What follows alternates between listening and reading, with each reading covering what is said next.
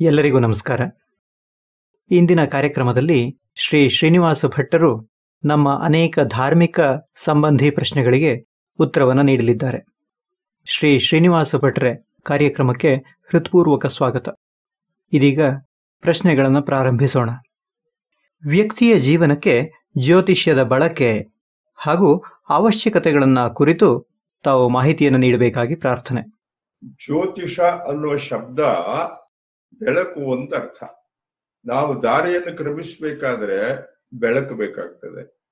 ಹಗಲಲ್ಲಾದರೆ ಸೂರ್ಯನ ಬೆಳಕಿನಲ್ಲಿ ಹೋಗ್ತೇವೆ, ರಾತ್ರಿಯಲ್ಲಾದರೆ ನಮ್ಮಿಂದ ಸಾಧ್ಯವಾದ ಬೆಳಕನ್ನು ನಾವು ತಗೊಂಡು ಕ್ರಮಿಸ್ತೇವೆ.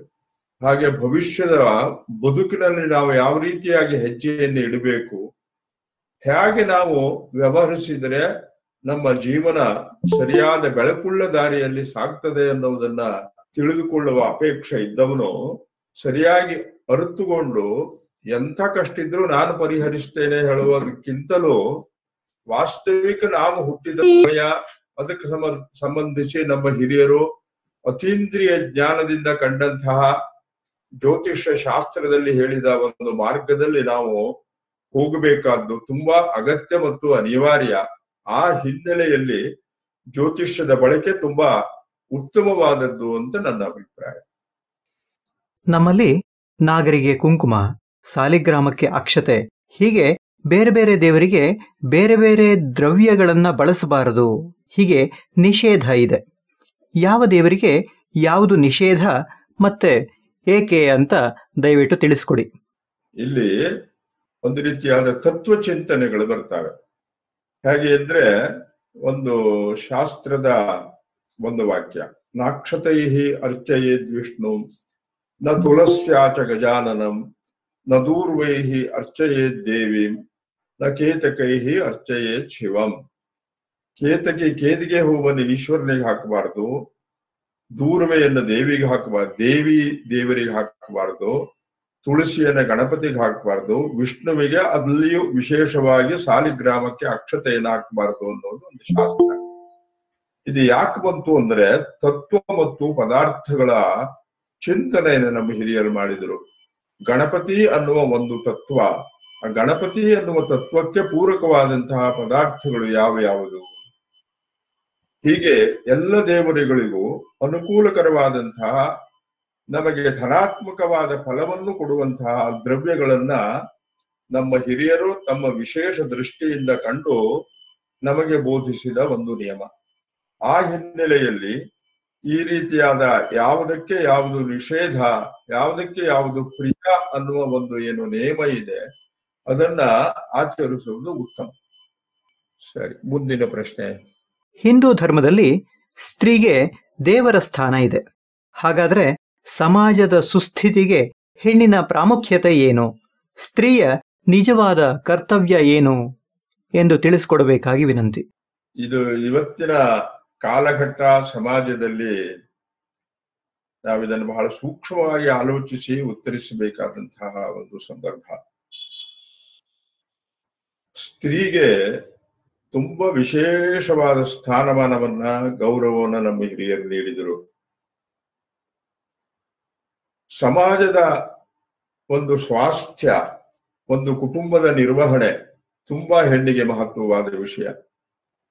ನಾವಿವತ್ತು ಅದರಲ್ಲಿಯೂ ಹವ್ಯಕ ಸಂಪ್ರದಾಯಗಳನ್ನು ನೋಡ್ತಾ ಬಂದ್ರೆ, ಹವ್ಯಕರ ಒಂದು ಅನೇಕ ಕುಟುಂಬಗಳಲ್ಲಿ ಸ್ತ್ರೀ ಸಂರಕ್ಷಿತ ಕುಟುಂಬವನ್ನು ಕಾಣ್ತೇವೆ.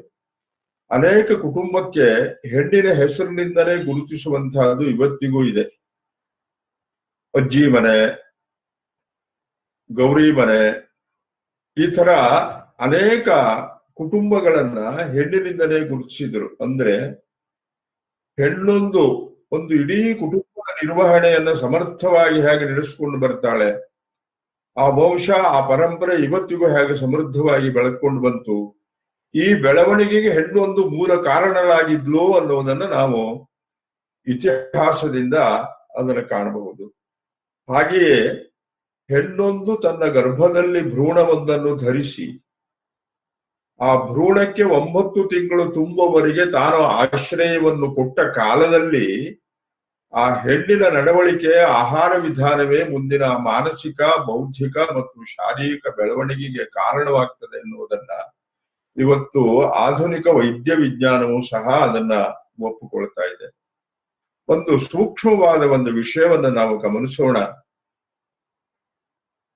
ಅಭಿಮನ್ಯು ಗರ್ಭದಲ್ಲಿರುವಾಗ ಮಹಾಭಾರತದ ಭವಿಷ್ಯದಲ್ಲಿ ನಡೆಯುವ ಯುದ್ಧದ ಘಟನೆಗಳನ್ನ ಶ್ರೀಕೃಷ್ಣ ಪರಮಾತ್ಮ ಹೇಳ್ತಿರ್ತಾನೆ. ಕೃಷ್ಣ ಹೇಳುವಾಗ ಗರ್ಭದಲ್ಲಿರುವ ಅಭಿಮನ್ಯು ಹೂಗುಡ್ತಿದ್ದಂತೆ. ತಾಯಿ ಮಲಿಗೆ ನಿದ್ರಿಸ್ತಾ ಇದ್ಲು. ಅದು ಕೃಷ್ಣ ಹೇಳಿದ ಕಥೆಯನ್ನ ಗರ್ಭದೊಳಗಿರುವ ಶಿಶು ಕೇಳ್ತಾ ಇತ್ತು. ಭವಿಷ್ಯವನ್ನ ಅರಿತ ಶ್ರೀಕೃಷ್ಣ ಬೇರೆ ಬೇರೆ ಕಾರಣಾಂತರಗಳಿದ್ದಾವೆ ಅದಕ್ಕೆ, ಅದರದ್ದೆಲ್ಲ ವಿಶ್ಲೇಷಣೆ ಈಗ ಬೇಡ.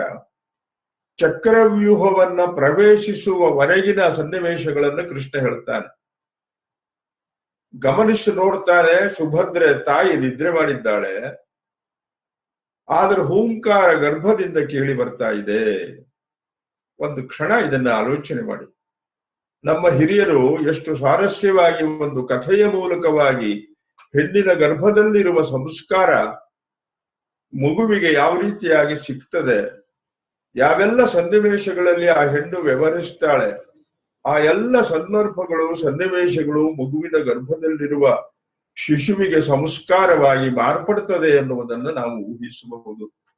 ಈ ಹಿನ್ನೆಲೆಯಲ್ಲಿ ನಮ್ಮ ಪ್ರಾಚೀನರು ಅನೇಕ ನಿಯಮಾವಳಿಗಳನ್ನ, ಸಂದರ್ಭಗಳನ್ನ ತಂದ್ರು. ಉದ್ದೇಶ ಇಷ್ಟು: ಹೇಗೆ ದೇವಸ್ಥಾನದಲ್ಲಿರುವ ಗರ್ಭಗುಡಿಯನ್ನ ಎಷ್ಟು ಪವಿತ್ರವಾಗಿ ನಾವು ಕಾಣ್ತೇವೋ, ಅಲ್ಲಿರುವ ಮೂರ್ತಿಯನ್ನು ಎಷ್ಟು ಪೂಜ್ಯ ಭಾವದಿಂದ ನೋಡ್ತೇವೋ, ಹೆಣ್ಣೊಂದು ತನ್ನ ಗರ್ಭವನ್ನ ಗರ್ಭಗುಡಿಯನ್ನಾಗಿ ಕಂಡು ತನ್ನ ಗರ್ಭದಲ್ಲಿ ಒಂದು ದೈವಿ ಶಿಶು ಜನಿಸಬೇಕು ಅನ್ನುವ ಸಂಕಲ್ಪವನ್ನು ಹೊಂದಿದರೆ ಆ ರೀತಿಯಾದ ಮಗುವನ್ನು ಪಡೆಯಲಿಕ್ಕೆ ಸಾಧ್ಯ.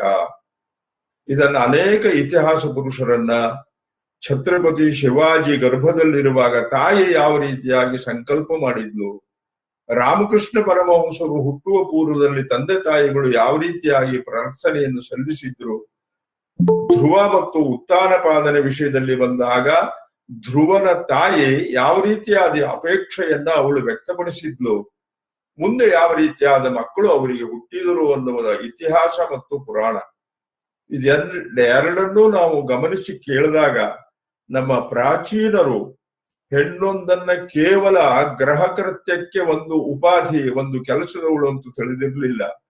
ಇಡೀ ಕುಟುಂಬವನ್ನ ಬೆಳೆಸುವ ಒಂದು ಜವಾಬ್ದಾರಿಯುಳ್ಳ ಹೆಣ್ಣು ಎಂದಾಗಿ ಭಾವಿಸಿದ ಕಾರಣದಿಂದಾಗಿ ಕೆಲವು ನಿಯಮಗಳನ್ನ ಹೇಳಿದರು. ಆ ಹಿನ್ನೆಲೆಯಲ್ಲಿ ಹೆಣ್ಣೊಂದು ಸಮಾಜದ ಸುರಕ್ಷತೆ ಮತ್ತು ಕುಟುಂಬದ ಸಂರಕ್ಷಣೆ ಅನ್ನುವುದನ್ನು ಮನಸ್ಸಿನಲ್ಲಿ ತೆಗೆದುಕೊಂಡು ಬಂದಾಗ ಅದರ ಗಾಂಭೀರ್ಯತೆ, ಅದರ ಗೌರವ ಅರ್ಥವಾಗ್ತದೆ. ಆವಾಗ ನಮ್ಮ ಸಂಸ್ಕೃತಿ ನಿಜವಾಗಿಯೂ ನಮಗೆ ತಿಳಿಯುತ್ತದೆ. ಸಂಸ್ಕೃತದಲ್ಲಿ ಒಂದು ಮಾತು ಬರೋದು,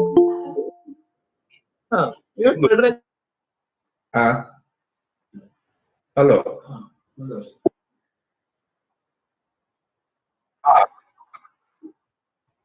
ಸ್ತ್ರೀಣಾಂ ಯದಿ ಸ್ತ್ರೀಯಃ ಇತಿ ಅಭಿಮಾನೋ ವರ್ತತೆ. ಹೆಣ್ಣೊಬ್ಬಳಿಗೆ ಕೇವಲ ಲಿಂಗಭೇದದಿಂದ ಗಂಡು ಹೆಣ್ಣು ಅಲ್ಲ, ಹೆಣ್ಣೊಬ್ಬಳಿಗೆ ತಾನು ವಿಕಾಸಕ್ಕೆ ಕಾರಣವಾದ ಜೀವ ಅನ್ನುವ ಅರಿವು ಯಾವಾಗ ಬರ್ತದೆಯ, ಗ್ರಹ ಶುಶ್ರೂಷ, ಮನೆಯನ್ನ ಸಂರಕ್ಷಿಸುವ ಜವಾಬ್ದಾರಿ ಅವಳಿಗೆ ಅರ್ಥವಾಗ್ತದೆ ಅಂತೆ. ಆದರೆ ಇವತ್ತಿನ ಕಾಲದಲ್ಲಿ ವಿಪರೀತವಾದ ಒಂದು ಚಿಂತನೆ ನಡೀತಾ ಇರೋದ್ರಿಂದ ನಮ್ಮ ಸಂಸ್ಕೃತಿ ನಮಗೆ ಇವತ್ತು ಅದೊಂದು ಅಂಧ ಪರಂಪರೆ ಅಥವಾ ಸ್ತ್ರೀ ಮೇಲಿನ ಪುರುಷನ ದೌರ್ಜನ್ಯ ಇತ್ಯಾದಿಗಳ ಅರ್ಥ ಅದನ್ನು ಸರಿಯಾಗಿ ತಿಳಿದೇ ಇರುವ ಕಾರಣಕ್ಕಾಗಿ ಬರ್ತದೆ. ನಿಜವಾಗಿಯೂ ಹೆಣ್ಣೊಂದು ತಾನು ಒಂದು ಕುಟುಂಬದ ಕಣ್ಣು ಅನ್ನುವ ಮನಸ್ಸಿಗೆ ಬಂತು ಅಂತಾದ್ರೆ ಆ ಹೆಣ್ಣಿಗೆ ತನ್ನ ಕುಟುಂಬ, ತನ್ನ ಪರಿಸರ, ತನ್ನ ವಾತಾವರಣದಲ್ಲಿ ತಾನು ಹೇಗೆ ವ್ಯವಹರಿಸಬೇಕು ಅನ್ನೋದು ಸಹಜವಾಗಿಯೇ ಅವಳಿಗೆ ಅದು ಪ್ರೇರಣೆಗೆ ಕಾರಣವಾಗ್ತದೆ. ಆಗುವುದನ್ನು ತಪ್ಪಿಸೋದಕ್ಕೆ ಯಾರಿಂದಲೂ ಸಾಧ್ಯವಿಲ್ಲ, ಹಾಗೆಯೇ ಆಗದೇ ಇರೋದನ್ನ ಮಾಡುವುದಕ್ಕೂ ಕೂಡ ಯಾರಿಂದಲೂ ಸಾಧ್ಯವಿಲ್ಲ ಎಂದು ಹೇಳ್ತಾರೆ. ಹಾಗಿದ್ದಾಗ ಪರಿಹಾರ ಮಾರ್ಗದ ಕರ್ಮಾಂಗಗಳ ಔಚಿತ್ಯ ಏನು?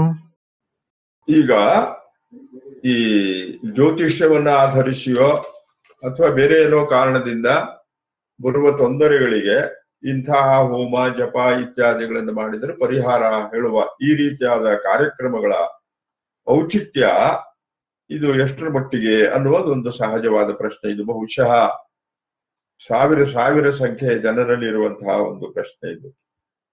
ಈಗ ಇಲ್ಲಿ ಒಂದು ವಿಚಾರ ಮಾಡೋಣ. ರಸ್ತೆ ಅಪಾಯಕಾರಿಯಾದ ರಸ್ತೆ ಅಂತ ಒಂದು ಬೋರ್ಡ್ ಹಾಕ್ತಾರೆ, ಅಪಘಾತ ವಲಯ ಅಂತ ಒಂದು ಬೋರ್ಡ್ ಹಾಕ್ತಾರೆ. ಅದರ ಉದ್ದೇಶ ಏನು ಹೇಳಿ? ಮುಂದೆ ಹೀಗಿದೆ, ನೀನು ಹೀಗೆ ಹೇಗೆ ನಡೆದುಕೊಳ್ಳಬೇಕು ಅನ್ನೋದ್ರ ಒಂದು ಸೂಚನೆ ಇದೆ, ಹೌದಾ? ಅದೇ ರೀತಿಯಲ್ಲಿ ಅಪಘಾತ ವಲಯಕ್ಕೆ ನಾವು ಹೋಗ್ತಾ ಇದ್ದೇವೆ ಅಂತ ಆದ್ರೆ ನಾವು ಯಾವ ರೀತಿಯಾಗಿ ಚಲಿಸಬೇಕು ಅನ್ನುವ ಒಂದು ವಿವೇಚನೆಗೆ ಅದು ಒಂದು ಕಾರಣವಾಗ್ತದೆ. ಹಾಗೆ ಮತ್ತು ಇನ್ನೊಂದು ಬಹಳ ಆಧ್ಯಾತ್ಮಿಕ, ಆಧಿಭೌತಿಕ, ಆಧಿದೈವಿಕ ಅಂತ 3 ವಿಭಾಗಗಳನ್ನ ನಮ್ಮ ಹಿರಿಯರು ಗುರುತಿಸ್ತಾರೆ. ಆಧ್ಯಾತ್ಮಿಕವಾದ ಬಾಧೆ, ಆಧಿದೈವಿಕವಾದ ಬಾಧೆ ಮತ್ತು ದೈಹಿಕವಾದ ಬಾಧೆ. ದೇವರು, ದೇಹ, ಆತ್ಮ ಅಥವಾ ಮನಸ್ಸು, ಈ 3ರಿಂದ ಮನುಷ್ಯ ಅನೇಕ ಸಮಸ್ಯೆಗಳಿಗೆ ಒಳಗಾಗ್ತಾನೆ. ಆವಾಗ ಯಾವುದು ದೈವಿಕವಾದದ್ದೋ ಅದನ್ನು ನಮ್ಮಿಂದ ನಿಯಂತ್ರಿಸಲಿಕ್ಕೆ ಸಾಧ್ಯ ಇಲ್ಲ, ಅದು ದೈವ ಸಂಕಲ್ಪ, ಅದಕ್ಕೆ ಚ್ಯುತಿಯೇ ಇಲ್ಲ. ಇನ್ನೊಂದು ದೈಹಿಕವಾದದ್ದು ಮತ್ತು ಮಾನಸಿಕವಾದ ದೋಷಗಳಿಗೆ ಪರಿಹಾರ ತುಂಬಾ ಅಗತ್ಯ. ಒಂದು ಉದಾಹರಣೆ, ಹುಟ್ಟಿದ ಮನುಷ್ಯ ಸತ್ತೇ ಸಾಯ್ತಾನೆ, ಹೌದಾ? ಹಾಗಿದ್ರೆ ನಮಗೆ ಡಾಕ್ಟರ್ ಯಾಕೆ? ಡಾಕ್ಟರ್ ಹತ್ರ ಹೋಗಿಯೂ ರೋಗ ಕಡಿಮೆ ಆಗದೆ ಇದ್ದಿದ್ದು ಇವತ್ತು ಲಕ್ಷಾಂತರ ಅನುಭವಗಳಲ್ಲಿ ಇದೆಯೇ ಇಲ್ವಾ? ಹಾಗಾದ್ರೆ ಡಾಕ್ಟರ್ ಬೇಕೋ ಬೇಡವೋ ನಮಗೆ? ರೋಗ ಬರಲಿ ಬರದೇ ಇರಲಿ, ಸಾವು ಅನ್ನುವುದು ಒಂದು ಖಚಿತ. ಆ ಖಚಿತವಾದ ವ್ಯವಸ್ಥೆಯ ಮಧ್ಯದಲ್ಲಿ ಬದುಕುವ ಹೋರಾಟವನ್ನು ಪ್ರತಿಜೀವಿಯೂ ಮಾಡ್ತಾನೆ ಇಲ್ವಾ? ಹಾಗೆಯೇ ಕಷ್ಟ ಅನ್ನೋದು ಹುಟ್ಟಿದ ಪ್ರತಿಯೊಂದು ಜೀವಿಗೂ ಸಹಜವಾಗಿ ಇದ್ದದ್ರೂ ಸಹ ಡಾಕ್ಟರ್ ಹತ್ರ ಒಬ್ಬ ರೋಗಿ ಹೋದ ಹಾಗೆ ನಮ್ಮ ಧಾರ್ಮಿಕ ಪರಂಪರೆಯಲ್ಲಿ ಪರಿಹಾರ ಹೇಳುವಂತಹದ್ದು ಒಂದು ಮಾರ್ಗ. ಆ ಮಾರ್ಗವನ್ನು ಅನುಸರಿಸುವುದರಲ್ಲಿ ಯಾವ ತಪ್ಪೂ ಇಲ್ಲ. ಮತ್ತು ಇನ್ನೊಂದು ಒಂದು ನೆನ್ಪಿಟ್ಕೊಳ್ಳಿ, ಮನುಷ್ಯನ ಆತ್ಮಬಲ, ಆತ್ಮಶಕ್ತಿ, ಮನೋಸ್ಥೈರ್ಯ ಅನೇಕ ಸಲ ದೈವ ಸಂಕಲ್ಪವನ್ನು ಅದು ಮೀರಿ ನಿಲ್ತದೆ. ಅದಕ್ಕೆ ಸತ್ಯವಾನ ಸಾವಿತ್ರಿಯ ಕಥೆಯನ್ನು ತಗೊಳ್ಳಿ, ಮಾರ್ಕಾಂಡೇಯರ ಕಥೆಯನ್ನು ತಗೊಳ್ಳಿ. ನೋಡಿ, ನಮ್ಮ ಹಿರಿಯರು ಎಷ್ಟು ಸ್ವಾರಸ್ಯವಾಗಿ ನಮಗೆ ಕಥೆಯ ಮೂಲಕವಾಗಿ ಒಬ್ಬ ಮನುಷ್ಯನ ಆತ್ಮಶಕ್ತಿ ಜಾಗೃತಗೊಂಡಾಗ ದೇವರೂ ಸಹ ಒಲಿದು ಬರ್ತಾನೆ. ಯಮನ ಜೊತೆಯಲ್ಲಿಯೇ ಸಾವಿತ್ರಿ ಹೋದ್ಲಂತೆ. ಗಂಡನಿಗೆ ಆಯುಷ್ಯವನ್ನು ಪಡೆದು ಗಂಡನ ಜೊತೆಯಲ್ಲಿ ತಿರುಗಿ ಬಂದ್ಲು. 16 ವರ್ಷದ ಆಯುಷ್ಯವನ್ನು ಹೊಂದಿದ ಮಾರ್ಕಾಂಡೇಯ ಶಿವನನ್ನ ಅಪ್ಪಿ ಕುಳಿತಾಗ ಯಮದೂತರ ಹತ್ರ ಏನೂ ಮಾಡ್ಲಿಕ್ಕಾಗ್ಲಿಲ್ವಂತೆ. ನೋಡಿ, ಮನಸ್ಸಿಗೆ ತಗೊಳ್ಳಿ. ಆವಾಗ ಮನಸ್ಸು ದುರ್ಬಲವಾಗಿದ್ದು ಯಾವುದೋ ಪುರೋಹಿತರಿಂದ ಏನೋ ಮಾಡಿಸಿದ್ರೆ ಅನುಕೂಲ ಆಗ್ತದೆ ಅಂತ ತಿಳಿದುಕೊಂಡು ಮಾಡುವ ವ್ಯವಹಾರ ಇದೆಯಲ್ಲ, ಇದು ಬೇರೆ. ತಾನು ತನ್ನ ಆತ್ಮದಲ್ಲಿ, ತನ್ನ ಅಂತರಂಗದಲ್ಲಿ ಭಗವಂತನನ್ನು ನಂಬಿ ಆ ಭಗವದ ಅನುಗ್ರಹದಿಂದ ತನಗಿರುವ ಕಷ್ಟಗಳನ್ನ ತಾನು ಪರಿಹರಿಸಿಕೊಳ್ಳಬಲ್ಲೆ ಅನ್ನುವ ಆತ್ಮವಿಶ್ವಾಸ ಏನಿದೆ ನೋಡಿ, ಇದು ಏನನ್ನೂ ಮಾಡ್ತದೆ, ನೆನ್ಪಿಟ್ಕೊಳ್ಳಿ. ಹಾಗಂತ ಕರ್ಮವೊಂದು ನಡೆಯುವಾಗ ಆ ಕರ್ಮದಲ್ಲಿ ಬರುವ ಕಲಾಪಗಳನ್ನ ಈ ರೀತಿಯಾದ ಚಿಂತನೆಯೊಂದಿಗೆ ಅನುಸಂಧಾನ ಮಾಡಿದರೆ ಕರ್ಮವೂ ಒಂದು ಕಡೆಯಲ್ಲಿ ಫಲವನ್ನು ಕೊಡುತ್ತದೆ. ಹಾಗಾಗಿ ಈಗ ಆಗುವುದನ್ನು ತಪ್ಪಿಸ್ಲಿಕ್ಕೆ ಸಾಧ್ಯ ಇಲ್ಲ ಅನ್ನುವುದಕ್ಕೆ ಒಂದೇ ಉತ್ತರ, ಸಾವಿಯನ್ನು ಮೀರಿದವರು ಯಾರೂ ಇಲ್ಲ. ಹಾಗಿದ್ರೆ ನಮಗೆ ಡಾಕ್ಟರ್ ಅಗತ್ಯವಿಲ್ಲ ಅನ್ನುವ ತೀರ್ಮಾನಕ್ಕೆ ಹೇಗೆ ಬರ್ಲಿಕ್ಕೆ ನಮ್ಮ ಹತ್ರ ಆಗುವುದಿಲ್ಲವೋ, ಹಾಗೆಯೇ ಧಾರ್ಮಿಕವಾದ ಒಂದು ವ್ಯವಸ್ಥೆಯೋ. ಹಾಗಾಗಿಯೇ ದೇವರನ್ನು ಕುರಿತು ಹೇಳುವಾಗ, ಗುರುವನ್ನು ಕುರಿತು ಹೇಳುವಾಗ ಭವರೋಗ ವೈದ್ಯಂ ಅಂತ ಕರೀತಾರೆ. ಹುಟ್ಟಿನ ಕಾರಣದಿಂದ, ಸಂಸಾರದ ಕಾರಣದಿಂದ, ದೇಹದ ಕಾರಣದಿಂದ ನನಗೆ ಬರುವ ಅನೇಕ ಸಮಸ್ಯೆಗಳಿಗೆ ಗುರುವೇ ನೀನೊಂದು ವೈದ್ಯನಾಗಿ ನನ್ನನ್ನು ಸಂರಕ್ಷಿಸು, ಗುರುವೇ ನೀನೊಂದು ದಾರಿದೀಪವಾಗಿ ನನ್ನನ್ನು ಮುನ್ನಡೆಸು. ಎಂಥ ಅದ್ಭುತ ಚಿಂತನೆಗಳು ನೋಡಿ. ಆವಾಗ ಯಾವುದು ಸಾಧ್ಯ, ಯಾವುದು ಅಸಾಧ್ಯ, ಇದು ಅವರವರ ವ್ಯಕ್ತಿತ್ವಕ್ಕೆ ಬಿಟ್ಟ ವಿಷಯ. ಅದಕ್ಕೆ ಸಾವಿತ್ರಿ ಮತ್ತು ಮಾರ್ಕಾಂಡೇಯರು ಜ್ವಲಂತ ಉದಾಹರಣೆ. ಈ ಹಿನ್ನೆಲೆಯಲ್ಲಿ ತಗೊಂಡು ಬಂದಾಗ ಪರಿಹಾರ್ಯ ಅಪರಿಹಾರ್ಯ ಅನ್ನೋದು ಆಯಾ ವ್ಯಕ್ತಿಗೆ ಅವರ ಮನೋಸ್ಥೈರ್ಯ, ಅವರ ದೈವಿಕ ಭಾವನೆ, ನಿಷ್ಠೆ, ಇದು ಕೆಲಸ ಮಾಡ್ತದೆ. ಆ ಹಿನ್ನೆಲೆಯಲ್ಲಿ ಪರಿಹಾರ ಅನ್ನೋದು ಅಗತ್ಯವಾಗಿಯೂ ಬೇಕು. ಮುಂದಿನ ಪ್ರಶ್ನೆ, ಚೌಡಿ, ನಾಗರು ಇತ್ಯಾದಿ ನಾವು ಆರಾಧನೆಯನ್ನ ಮಾಡುವಂತಹ ದೇವತಾ ಸ್ಥಾನ ಕೆಲವೊಮ್ಮೆ ಬೇರೆಯವರ ಜಾಗದಲ್ಲಿ ಇರೋ ಸಂಭವ ಇರ್ತದೆ. ಯಾವುದೋ ಕಾರಣದಿಂದ ವೈಷಮ್ಯದಿಂದಲೋ ಅಲ್ಲಿಗೆ ಹೋಗೋದಕ್ಕೆ ನಿರ್ಬಂಧ ಇರ್ತದೆ. ಆಗ ಅವುಗಳ ಆರಾಧನೆಗೆ ಪರಿಹಾರ ಏನು? ಮನೆಯಲ್ಲಿಯೇ ಕಾಯಿ ಒಡೆಯುವುದು ಮುಂತಾದ ಪೂಜೆಗಳನ್ನು ಮಾಡಬಹುದೇ? ಇಲ್ಲಿ ನಾಗರು, ಚೌಡಿ ಇತ್ಯಾದಿಗಳು ಯಾವ ಹಿನ್ನೆಲೆಯಲ್ಲಿ ನಮ್ಮಲ್ಲಿ ಆರಾಧನೆಗೆ ಬಂತು? ಅದು ಗ್ರಹ ದೇವತೆ ಅಲ್ಲ. ಇದೊಂದು ಮೊದಲು ಮನಸ್ಸಿಗೆ ತಂದುಕೊಳ್ಳಿ. ಸೂರ್ಯ, ಗಣಪತಿ, ಅಂಬಿಕಾ, ಶಿವ, ವಿಷ್ಣು, ಸುಬ್ರಹ್ಮಣ್ಯ ಮತ್ತು ಶಾಸ್ತಾರ ಅಂತ 7 ದೇವತಾ ವಿಭಾಗಗಳನ್ನ ನಮ್ಮಲ್ಲಿ ಹೇಳಿದ್ರು. ನಾಗರು ಮತ್ತು ಚೌಡಿಗೆ ನಡೆ ಅಂತ ಗುರುತಿಸ್ತಾರೆ ನಮ್ಮಲ್ಲಿ, ಮನಸ್ಸಿಗೆ ತಂದುಕೊಳ್ಳಿ. ಚೌಡಿ ನಡೆ, ನಾಗರ ನಡೆ ಅಂತ ಗುರುತಿಸಿದರು. ಅನೇಕ ಕಡೆಯಲ್ಲಿ ಮನೆ ಜಾಗವನ್ನು ನೋಡ್ಲಿಕ್ಕೆ ಹೋದಾಗ ಅಥವಾ ಬೇರೆ ಬೇರೆ ಸಂದರ್ಭಗಳಲ್ಲಿ ತಿಳಿದವರು ಹೇಳುತ್ತಾರೆ, ಇದು ಚೌಡಿ ನಡೆ ಇದ್ದ ಜಾಗ, ಇದು ನಾಗರ ನಡೆ ಇದ್ದ ಜಾಗ. ಏನು ಇದರ ಅರ್ಥ? ಶಕ್ತಿಯೊಂದು ಸಂಚರಿಸುವ ಒಂದು ದಾರಿ.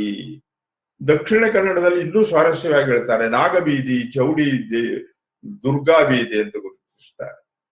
ತಾತ್ಪರ್ಯ ಏನು?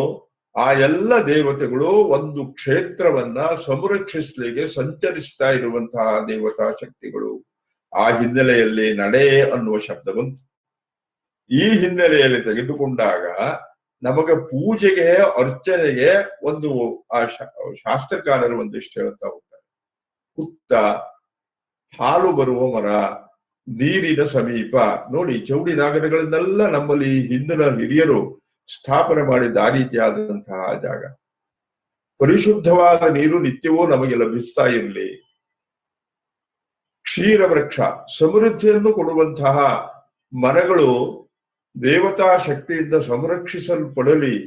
ಈ ಹಿನ್ನೆಲೆಯಲ್ಲಿ ಈ ರೀತಿಯಾದ ಜಾಗಗಳಲ್ಲಿ ಚೌಡಿ ಮತ್ತು ನಾಗರಗಳನ್ನ ಇಟ್ಟು ಪೂಜೆಗಾಗಿ ಒಂದು ಪ್ರತೀಕವೇ ವಿನಃ ಅದೊಂದೇ ಜಾಗ ಅಲ್ಲ.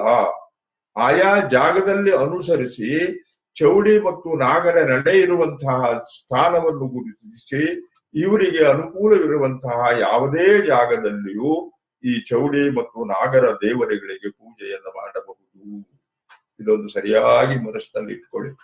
ಒಂದು ಸ್ವಾರಸ್ಯ ಅಂದ್ರೆ, ಒಂದು ಜಾಗ, ಒಂದು ನಿವೇಶನ ಅಂತ ಇಟ್ಕೊಳ್ಳಿ, ಅಥವಾ ಒಂದು ಮನೆ. ಗ್ರಾಮಾಂತರ ಪ್ರದೇಶದಲ್ಲಿ ಬಹಳ ಸುಲಭವಾಗಿ, ಸರಳವಾಗಿ ಗುರುತಿಸಬಹುದು ಇದನ್ನ. ಒಂದು ಕಡೆಯಲ್ಲಿ ಹುತ್ತ, ಅದರ ವಿರುದ್ಧ ದಿಕ್ಕಿನಲ್ಲಿ ಹಾಲು ಬರುವ ಮರ ಅಥವಾ ಇನ್ನೊಂದು ಹುತ್ತ. ಒಂದು ಕಡೆಯಲ್ಲಿ ನೀರು, ಅದರ ವಿರುದ್ಧ ದಿಕ್ಕಿನಲ್ಲಿಯೇ ಇದು ಹುತ್ತ, ಹಾಲು ಬರುವ ಮರ ಅಥವಾ ಇನ್ನೊಂದು ನೀರು. ಈ ಥರಗಳಿದ್ರೆ ಅತಿ ಸುಲಭದಲ್ಲಿ ಈ ಚೌಡಿ ಮತ್ತು ನಾಗರ ನಡೆಯನ್ನು ಗುರುತಿಸಬಹುದು. ಈ ನಡೆ ಸಿಗುವಂತಹ ಜಾಗಗಳಲ್ಲಿ ನಾವು ಪೂಜೆಯನ್ನು ಸಲ್ಲಿಸಬಹುದು. ಈ ಹಿಂದೆ ಅಲ್ಲಿ ಯಾಕೆ ನಾಗರನ್ನು ಇಟ್ರು, ಅಲ್ಲಿಯೇ ಯಾಕೆ ಚೌಡಿಯನ್ನು ಇಟ್ರು ಅನ್ನುವ ಒಂದು ಪ್ರಶ್ನೆಯನ್ನು ಇಟ್ಟುಕೊಂಡಾಗ ನಾನು ಹೇಳಿದೆ, ಈ ವಿಷಯ ಮನಸ್ಸಿಗೆ ಬರ್ತದೆ.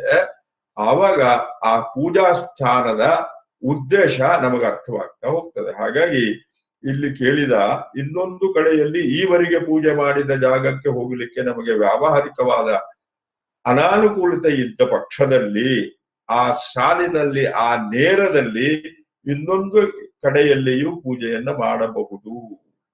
ಇದಕ್ಕೆ ಯಾವ ಅನುಮಾನವನ್ನು ಇಟ್ಟುಕೊಳ್ಬೇಕಾದ ಅಗತ್ಯ ಇಲ್ಲ.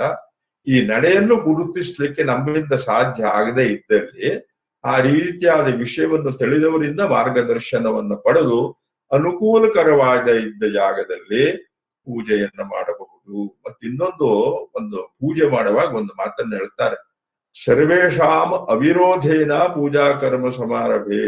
ನಾವಲ್ಲಿಗೆ ಬರುವುದು ಅವರಿಗೆ ಇಷ್ಟ ಇಲ್ಲದೆ ಇದ್ರೆ ಹಠಕ್ಕೆ ಬಿದ್ದು ಆ ಜಾಗಕ್ಕೆ ಹೋಗಬಾರದಪ್ಪ. ವಿರೋಧವನ್ನೇ ಇಟ್ಟುಕೊಂಡು ಹೋಗಿ ಪೂಜೆ ಮಾಡಬೇಡ, ಅದು ಫಲಿಸುವುದಿಲ್ಲ. ಈ ಎಲ್ಲ ಹಿನ್ನೆಲೆಯಲ್ಲಿ ಅನುಕೂಲಕರವಾದ ಇನ್ನೊಂದು ಜಾಗದಲ್ಲಿ, ಆ ಚೌಡಿಗೆ ನಾಗರಿಗೆ ಪ್ರಿಯವಾದ ಜಾಗದಲ್ಲಿ ಪೂಜೆಯನ್ನು ಮಾಡಬಹುದು.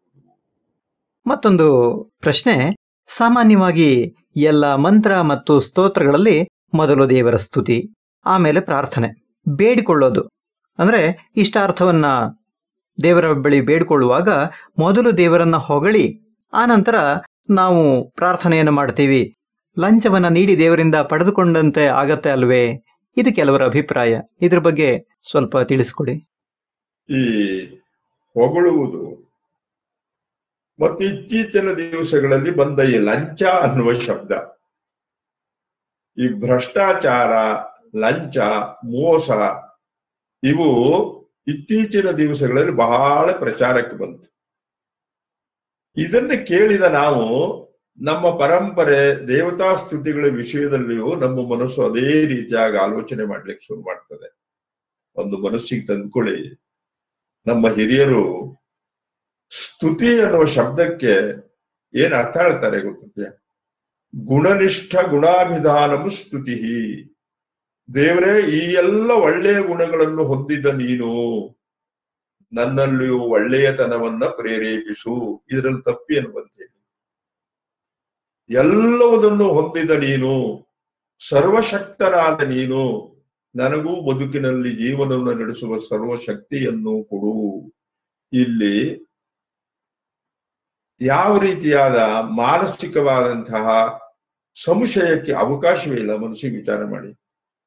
ನಾವು ಒಬ್ಬ ವ್ಯಕ್ತಿ ಹತ್ರ ಹೋಗ್ತೇವೆ, ಏನೋ ಒಂದು ತೊಂದರೆಯಲ್ಲಿದ್ದೇವೆ. ನೋಡಪ್ಪ, ನೀನು ಒಳ್ಳೆಯವನು, ಆಪತ್ತು ಬಂಧು, ತೊಂದರೆಯಲ್ಲಿರುವವರಿಗೆ ನೀನು ಉಪಕರಿಸ್ತಿ ಅನ್ನೋ ಭಾವನೆಯಿಂದ ನಾನು ನಿನ್ನ ಹತ್ರ ಬಂದೆ, ನನಗೆ ಸಹಾಯವನ್ನು ಮಾಡು ಅಂತ ಕೇಳ್ತೇವೆ. ಇಲ್ಲಿ ಏನಾದ್ರೂ ಮಾನಸಿಕವಾದಂತಹ ವ್ಯಭಿಚಾರ ಅಥವಾ ಅಪರಾಧ ಪ್ರಜ್ಞೆ ನಮ್ಮಿಂದ ಕೇಳಿಸಿಕೊಂಡವನಲ್ಲಾಗಲಿ ಅಥವಾ ಹೇಳಿದ ನನ್ನಲ್ಲಾಗ್ಲಿ ಬರ್ತದೆಯೋ? ಇಲ್ಲ. ನೋಡಿ, ಒಂದು ವಿಚಾರ ಮಾಡಿ. ಒಬ್ಬ ಡಾಕ್ಟರ್ ಹತ್ರ ಹೋಗ್ತೇವೆ, ಆರಾಮಿಲ್ದೆ ಹೋದ ಒಬ್ಬ ಮಗುವನ್ನು ಕರ್ಕೊಂಡು ಹೋಗ್ತೇವೆ. ಡಾಕ್ಟ್ರೇ, ನಾನು ನಿಮ್ಮನ್ನೇ ನಂಬಿ ಬಂದಿದ್ದೇನೆ, ನಮ್ಮ ಮಗುವನ್ನು ನೀವು ರಕ್ಷಿಸ್ಬೇಕು, ಈ ಮಗುವನ್ನು ಬದುಕಿಸಿ ಕೊಡಬೇಕು. ಆ ಡಾಕ್ಟರ್ ಹತ್ರ ಕೇಳ್ತೇವೆ, ಮಾಡ್ತೇವೆ ಇಲ್ಲ ಇಲ್ಲಿ? ಆವಾಗ ಡಾಕ್ಟರ್ನ ಹೊಗಳಿ ನಾನೇನೋ ಪಡೆಯುವಂತಹದ್ದು ಅಂತ ಏನು ಬಂತು ಈಗ ಇಲ್ಲಿ ಹೇಳಿ? ಎಲ್ಲಿ ಯಾರಲ್ಲಿ ಯಾವ ಗುಣ ವಿಶೇಷಗಳು ಇದೆಯೋ ಅದನ್ನು ಹೇಳುವ ಮೂಲಕವಾಗಿ ನಮ್ಮಲ್ಲಿಯೂ ಆ ಗುಣ ಜಾಗೃತಿ ಆಗ್ತದೆಯಂತೆ. ಒಂದು ಕೆಟ್ಟ ಮಾತುಗಳನ್ನು ಒಬ್ಬ ಆಡ್ತಾ ಇದ್ದಾನೆ ಅಂತ ತಿಳಿರಿ. ಆ ಕೆಟ್ಟ ಮಾತುಗಳನ್ನು ಕೇಳಿದ ನಮಗೂ ಮನಸ್ಸಿಗೆ ಬೇಜಾರಾಗ್ತದೆ. ಎಲ್ಲೋ ನಾವು ಆಡ್ಬೇಕು ಅಂತಿಲ್ಲ, ಕೇಳಿದ್ರಿಂದ ನಮ್ಮ ಮನಸ್ಸಿಗೂ ಅದು ಪರಿಣಾಮ ಬೀರ್ತದೆ. ನೋಡಿ, ಚಿಕ್ಕ ಮಗು, ಅದಕ್ಕೇನು ತಿಳಿಯುವುದಿಲ್ಲ. ಚಿಕ್ಕ ಮಗುವನ್ನ ತನ್ನ ತೊಡೆಯ ಮೇಲೆ ಮಲಗಿಸಿಕೊಂಡು ಅದನ್ನ ತಟ್ಟುತ್ತಾ ಮಗು ತಾಯಿ ಹಾಡು ಹೇಳ್ತಾಳೆ. ಆ ಹಾಡನ್ನು ಕೇಳ್ತಾ ಮಗು ನಿದ್ರೆಗೆ ಹೋಗ್ತದೆ. ಅವಾಗ ಏನಾಯ್ತು? ಒಳ್ಳೆಯ ಶ್ರವಣ, ಒಳ್ಳೆಯ ವಾಚನ, ಒಳ್ಳೆಯ ಸುಖ ನಿದ್ರೆಗೆ ಆ ಮಗುವಿನ ಬೆಳವಣಿಗೆಗೆ ಕಾರಣವಾಗ್ತದೆ. ಹಾಗೆ ದೇವರು ಅನ್ನುವ ಒಂದು ತಂದೆ ಅಥವಾ ದೇವರು ಅನ್ನುವ ಒಂದು ತಾಯಿಯ ಎದುರಿನಲ್ಲಿ ನಾವು ನಿಂತು, ಅಮ್ಮ ನೀನು ಕರುಣಾಮಯಿ, ನೀನು ಆಪ್ತರಕ್ಷಕಿ, ಅಥವಾ ಅಪ್ಪ ನೀನು ಜಗದ್ರಕ್ಷಕ, ಈ ಜಗತ್ತಿನಲ್ಲಿ ನಿನ್ನ ಸಂಕಲ್ಪದಂತೆ ಹುಟ್ಟಿ ಬಂದ ನನ್ನ ಬದುಕಿನಲ್ಲಿ ನಿನ್ನ ರಕ್ಷಣೆ ನನಗಿರ್ಲಿ. ಈ ಪ್ರಾರ್ಥನೆಯಲ್ಲಿ ಯಾವುದೇ ಮಾನಸಿಕ ಕಲ್ಮಶ ಅಥವಾ ಇಲ್ಲಿ ಅವರು ತಿಳಿದುಕೊಂಡಂತೆ ಹೊಗಳಿ ಏನೋ ಒಂದು ಲಾಭ ಪಡೆದುಕೊಳ್ಳುವ ಇವತ್ತಿನ ಈ ಖತರ್ನಾಕ್ ಸಮಾಜಕ್ಕೆ ನಮ್ಮ ಪರಂಪರೆಯ ಆ ವ್ಯವಸ್ಥೆಯನ್ನು ಹೋಲಿಸಬಾರದು ನೆನ್ಪಿಟ್ಕೊಳ್ಳಿ. ನಾವು ಯಾವುದನ್ನೋ ಹೋಲಿಸುವ ಮೂಲಕವಾಗಿ ನಮ್ಮ ಮನಸ್ಸು ಈ ರೀತಿಯಾದ ಒಂದು ಚಿಂತನೆಗೆ ಕಾರಣ ಆಗ್ಬಿಡ್ತದೆ. ಹಾಗಾಗಿ ನಮ್ಮ ಮನಸ್ಸು ಸರಿಯಾದ ಚಿಂತನೆಯನ್ನ ಮಾಡ್ತು ಅಂತಾದರೆ ನೋಡಿ, ಮತ್ತೊಂದು ಒಳ್ಳೆ ಒಂದು ವಿಚಾರ. ಒಂದು ಮಗು ತುಂಬಾ ಪುಂಡಾಟ ಮಾಡ್ತದೆ, ಅದನ್ನ ನಿಯಂತ್ರಿಸ್ಲಿಕ್ಕೆ ಮಾರ್ಗ ಏನು? ಎದುರು ಸಿಟ್ಟಿನವರು, ಸಿಟ್ಟು ಬರುವವರು ಬೆತ್ತ ತಗೊಂಡು ಮಗುವಿಗೆ ಹೊಡೆದು ಅದನ್ನು ನಿಯಂತ್ರಿಸ್ತಾರೆ. ಒಬ್ಬ ನಿಜವಾದ ಬುದ್ಧಿವಂತ ಏನ್ ಮಾಡ್ತಾನೆ, ಆ ಮಗುವನ್ನು ರಮಿಸ್ತಾನೆ. ನೀ ತುಂಬಾ ಜಾಣ, ಒಳ್ಳೆ ಹುಡುಗ, ನೀನು ಚೆನ್ನಾಗಿ ಓದಿದ್ರೆ, ನೀನು ನಾನು ಹೇಳ್ದಂಗ್ ಕೇಳಿದ್ರೆ ನಿನಗೊಂದು ಚಾಕ್ಲೇಟ್ ಕೊಡ್ತೇನೆ, ನಿನ್ನೆಲ್ಲಿಗೋ ಕರೆದುಕೊಂಡು ಹೋಗ್ತೇನೆ, ನಿನಗೊಂದು ಹೊಸ ಅಂಗಿ ಹಾಕ್ತೇನೆ. ಇದೊಂದು ರಮಿಸಿ ಸರಿದಾರಿಗೆ ತರುವ ಒಂದು ವಿಧಾನ. ಇದನ್ನೇ ನಮ್ಮ ಹಿರಿಯರು ನೀನು ತೃಪ್ತಿಯನ್ನ ಉಪದೇಶಿಸುವ ಮೂಲಕವಾಗಿ ಆ ಮಗುವಿನಿಂದ ಸಂತೃಪ್ತಿಯನ್ನು ಪಡಿ. ಇದು ಇರುವ ಮನೋವಿಜ್ಞಾನದ ಒಂದು ಗುಟ್ಟು. ಅದನ್ನ ಇವತ್ತಿನ ವ್ಯಾವಹಾರಿಕ ಸಮಾಜಕ್ಕೆ ಹೋಲಿಸಿ ಅಲ್ಲೇನೋ ಒಂದು ದೋಷ ಕಾಣುವ ರೀತಿಯಲ್ಲಿ ನಾವು ಆಲೋಚಿಸಬಾರದು. ಆ ಮಟ್ಟದಲ್ಲಿ ಮನಸ್ಸಿಗೆ ತೆಗೆದುಕೊಂಡು ಹೋದಾಗ ಪ್ರಾರ್ಥನಾ ಅನ್ನುವ ಶಬ್ದವೇ ಶ್ರೇಷ್ಠವಾದದ್ದನ್ನು ನೀನು ದೇವರಲ್ಲಿ ಕೇಳು. ಅರ್ಥ ಅಂದ್ರೆ ಪ್ರಯೋಜನ, ಅಂದ್ರೆ ತಿಳುವಳಿಕೆ, ಜ್ಞಾನವನ್ನ ಪಡೆಯಲಿಕ್ಕೆ ನಿನ್ನ ಪ್ರಾರ್ಥನೆ ಬೇಕಪ್ಪ. ಇದು ನಮ್ಮ ಹಿರಿಯರು ಕಾವ್ಯಗಳಲ್ಲಿ ಸ್ವಾರಸ್ಯವಾಗಿ ಇದನ್ನೆಲ್ಲ ಹೇಳ್ತಾ ಹೋಗ್ತಾರೆ. ಹಾಗಾಗಿ ಇದನ್ನ ನಾವು ಆ ರೀತಿಯಾಗಿ ತಗೊಳ್ಬಾರದು. ಇವತ್ತಿನ ಕಾಲದ ಇವತ್ತಿನ ವ್ಯವಸ್ಥೆಯ ಅಡಿಯಲ್ಲಿ ಆ ತರದ ನಮ್ಮ ಹಿರಿಯರು ನಮಗೆ ಹೇಳಿಕೊಟ್ಟ ಸ್ತೋತ್ರಗಳು, ಪ್ರಾರ್ಥನೆಗಳು, ಚಿಂತನೆಗಳು, ಆರಾಧನೆಗಳನ್ನ ಆ ಮಟ್ಟದಲ್ಲಿ ಅದರ ಶ್ರೇಷ್ಠತೆ ನಮಗೆ ಅರ್ಥವಾಗ್ತದೆ. ನಮ್ಮಲ್ಲಿ ಕೆಲವು ಪ್ರದೇಶಗಳಲ್ಲಿ ಹೆಚ್ಚು ಪಾಡ್ಯದ ಆಚರಣೆ ಇದೆ. ಇದರ ಬಗ್ಗೆ ಸ್ವಲ್ಪ ತಿಳಿಸ್ಕೊಡ್ಬೇಕಾಗಿ ವಿನಂತಿ. ಹೆಚ್ಚು ಪಾಡ್ಯದ ಆಚರಣೆ ನೋಡಿ, ಅಲ್ಲಿ ಒಂದು ಸ್ವಾರಸ್ಯವಾದ ಶಬ್ದ. ಪಾಡ್ಯ ಅನ್ನೋದು ಹುಣ್ಣಿಮೆ ಮರುದಿವಸುವ ಅಥವಾ ಅಮಾವಾಸ್ಯೆ ಮರುದಿವಸುವ ಬರ್ತದೆ. ಆ ಪಾಡ್ಯ ಅನ್ನೋದು ಇನ್ನೊಂದು ದಿವಸ ಬರ್ಲಿಕ್ಕೆ ಸಾಧ್ಯವೇ ಇಲ್ಲ, ಹೌದಾ? ಆದ್ರೆ ಹೆಚ್ಚು ಪಾಡ್ಯ ಅನ್ನುವ ಶಬ್ದವನ್ನು ಇಟ್ಟುಕೊಂಡು ಏನು ಆಲೋಚನೆ ಮಾಡಬೇಕು ನೋಡಿ ನಾವು, ಆ ಪ್ರಶ್ನೆಯಲ್ಲಿಯೇ ಉತ್ತರ ಸಿಗ್ತದೆ. ಪಾಡ್ಯದ ದಿವಸ ನಾವು ಮಾಡ್ಲೇಬೇಕಾದದನ್ನ ಮಾಡ್ಲಿಕ್ಕೆ ಆಗದೇ ಇರುವ ಸಂದರ್ಭಗಳಲ್ಲಿ ಅದನ್ನ ಮುಂದರೆಸಿ ಆ ದಿವಸ ಮಾಡ್ತೇವೆ. ಅದು ಬಹುಶಃ ಪ್ರಾದೇಶಿಕವಾಗಿ ಕೆಲವು ಸನ್ನಿವೇಶಗಳಲ್ಲಿ ಆಯಾ ಪ್ರದೇಶದಲ್ಲಿ ಅದೇನೋ ಒಂದು ನಡೆದು ಬಂದಿದ್ದು ಪರಂಪರೆಯಿಂದ ಹಾಗೆ ಅದನ್ನು ಮುಂದರಿಸಿರಬಹುದು. ಇದು ಬಹುಶಃ ಶಾಸ್ತ್ರದಲ್ಲಿ ಸಮರ್ಥನೆಯೋ ಅಥವಾ ಅದಕ್ಕೆ ವಿರೋಧವೋ ಎರಡನ್ನು ನಾವು ಗುರುತಿಸ್ಲಿಕ್ಕೆ ಆಗೋದಿಲ್ಲ. ಅದನ್ನ ನಮ್ಮಲ್ಲಿ ಹಿರಿಯರು ಒಂದು ಮಾತನ್ನ ಹೇಳ್ತಾರೆ. ಭಗವಂತ ಗೀತೆಯಲ್ಲಿ ಸ್ಪಷ್ಟವಾಗಿ ಹೇಳ್ತಾನೆ, ಏವಂ ಪರಂಪರಾ ಪ್ರಾಪ್ತಮಿದಂ ರಾಜರ್ಷಯೋ ವಿದುಹು. ಪರಂಪರೆಯಿಂದ ಏನು ಬಂತೋ ಅದನ್ನ ಮುಂದುವರಿಸುವುದರಲ್ಲಿ ಯಾವ ತೊಂದರೆಯೂ ಇಲ್ಲ. ಮತ್ತಿನ್ನೊಂದು ಹೀಗೆ ಗುರುತಿಸಬಹುದು. ಅವರ ಬಹುಶಃ ಆ ವಾಯ್ಸ್ನಲ್ಲಿ ಮಾತಿನಲ್ಲಿ ಕೇಳಿದಾಗ ಅದು ಹಾಗೆ ನನಗೆ ಅನ್ಸಿದ್ದು, ಏನೋ ಒಂದು ತತ್ಕಾಲೀನವಾದಂತಹ ಆ ಕಾಲಕ್ಕೆ ಸಂದರ್ಭ ಬಂದಾಗ ಅದನ್ನ ಮುಂದೆ ಮಾಡುವ ಸನ್ನಿವೇಶ ಬಂತು. ಹಾಗಾಗಿ ಪಾಡ್ಯವನ್ನ ನಾವು ಹೆಚ್ಚಾಗಿ ಮುಂದರಿಸಿ ಅದನ್ನು ಹೆಚ್ಚು ಪಾಡ್ಯವಾಗಿ ಆಚರಿಸ್ತಾ ಇದ್ದೇವೆ. ಹೆಚ್ಚು ಪಾಡ್ಯ ಅನ್ನುವ ಶಬ್ದವೇ ಪಾಡ್ಯ ನಮಗೆ ಮುಂದರಿದು ಬಂತು ಅನ್ನುವ ಅರ್ಥದಲ್ಲಿ ಅದನ್ನು ತೆಗೆದುಕೊಂಡಾಗ ಆ ಮುಂದರಿದ ಪಾಡ್ಯದ ಆಚರಣೆ ಬಹುಶಃ ಯಾವ ರೀತಿಯೂ ಪ್ರಶ್ನಾರ್ಹವೂ ಆಗುವುದಿಲ್ಲ. ಅದು ಪರಂಪರೆಯಾದದ್ದರಿಂದ ಅದು ನಮಗೆ ಸ್ವೀಕಾರಾರ್ಹ. ಕೆಲವು ಕಡೆ ತುಳಸಿಗೆ ದಿನಾಲೂ ನೀರು ಹಾಕಬಾರದು ಅಂತ ಹೇಳ್ತಾರೆ. ಇದ್ರ ಬಗ್ಗೆ ಸ್ವಲ್ಪ ತಿಳಿಸ್ಕೊಡಿ. ಇಲ್ಲಿ ಬಹಳ ಒಂದು ಸಸ್ಯ ಅದರ ಬೆಳವಣಿಗೆ, ತುಳಸಿ ಅದರಲ್ಲಿ ದೈವತ್ವ, ಇದು ಎರಡನ್ನೂ ಇಟ್ಟುಕೊಂಡು ನಾವು ಈ ಪ್ರಶ್ನೆಗೆ ಉತ್ತರವನ್ನು ಹುಡುಕಬೇಕು. ಸಸ್ಯ ಅನ್ನೋದನ್ನು ಇಟ್ಟುಕೊಂಡಾಗ ತುಳಸಿ ಅನ್ನುವ ದೈವತ್ವದ ಭಾವ ಹೋಗ್ತದೆ.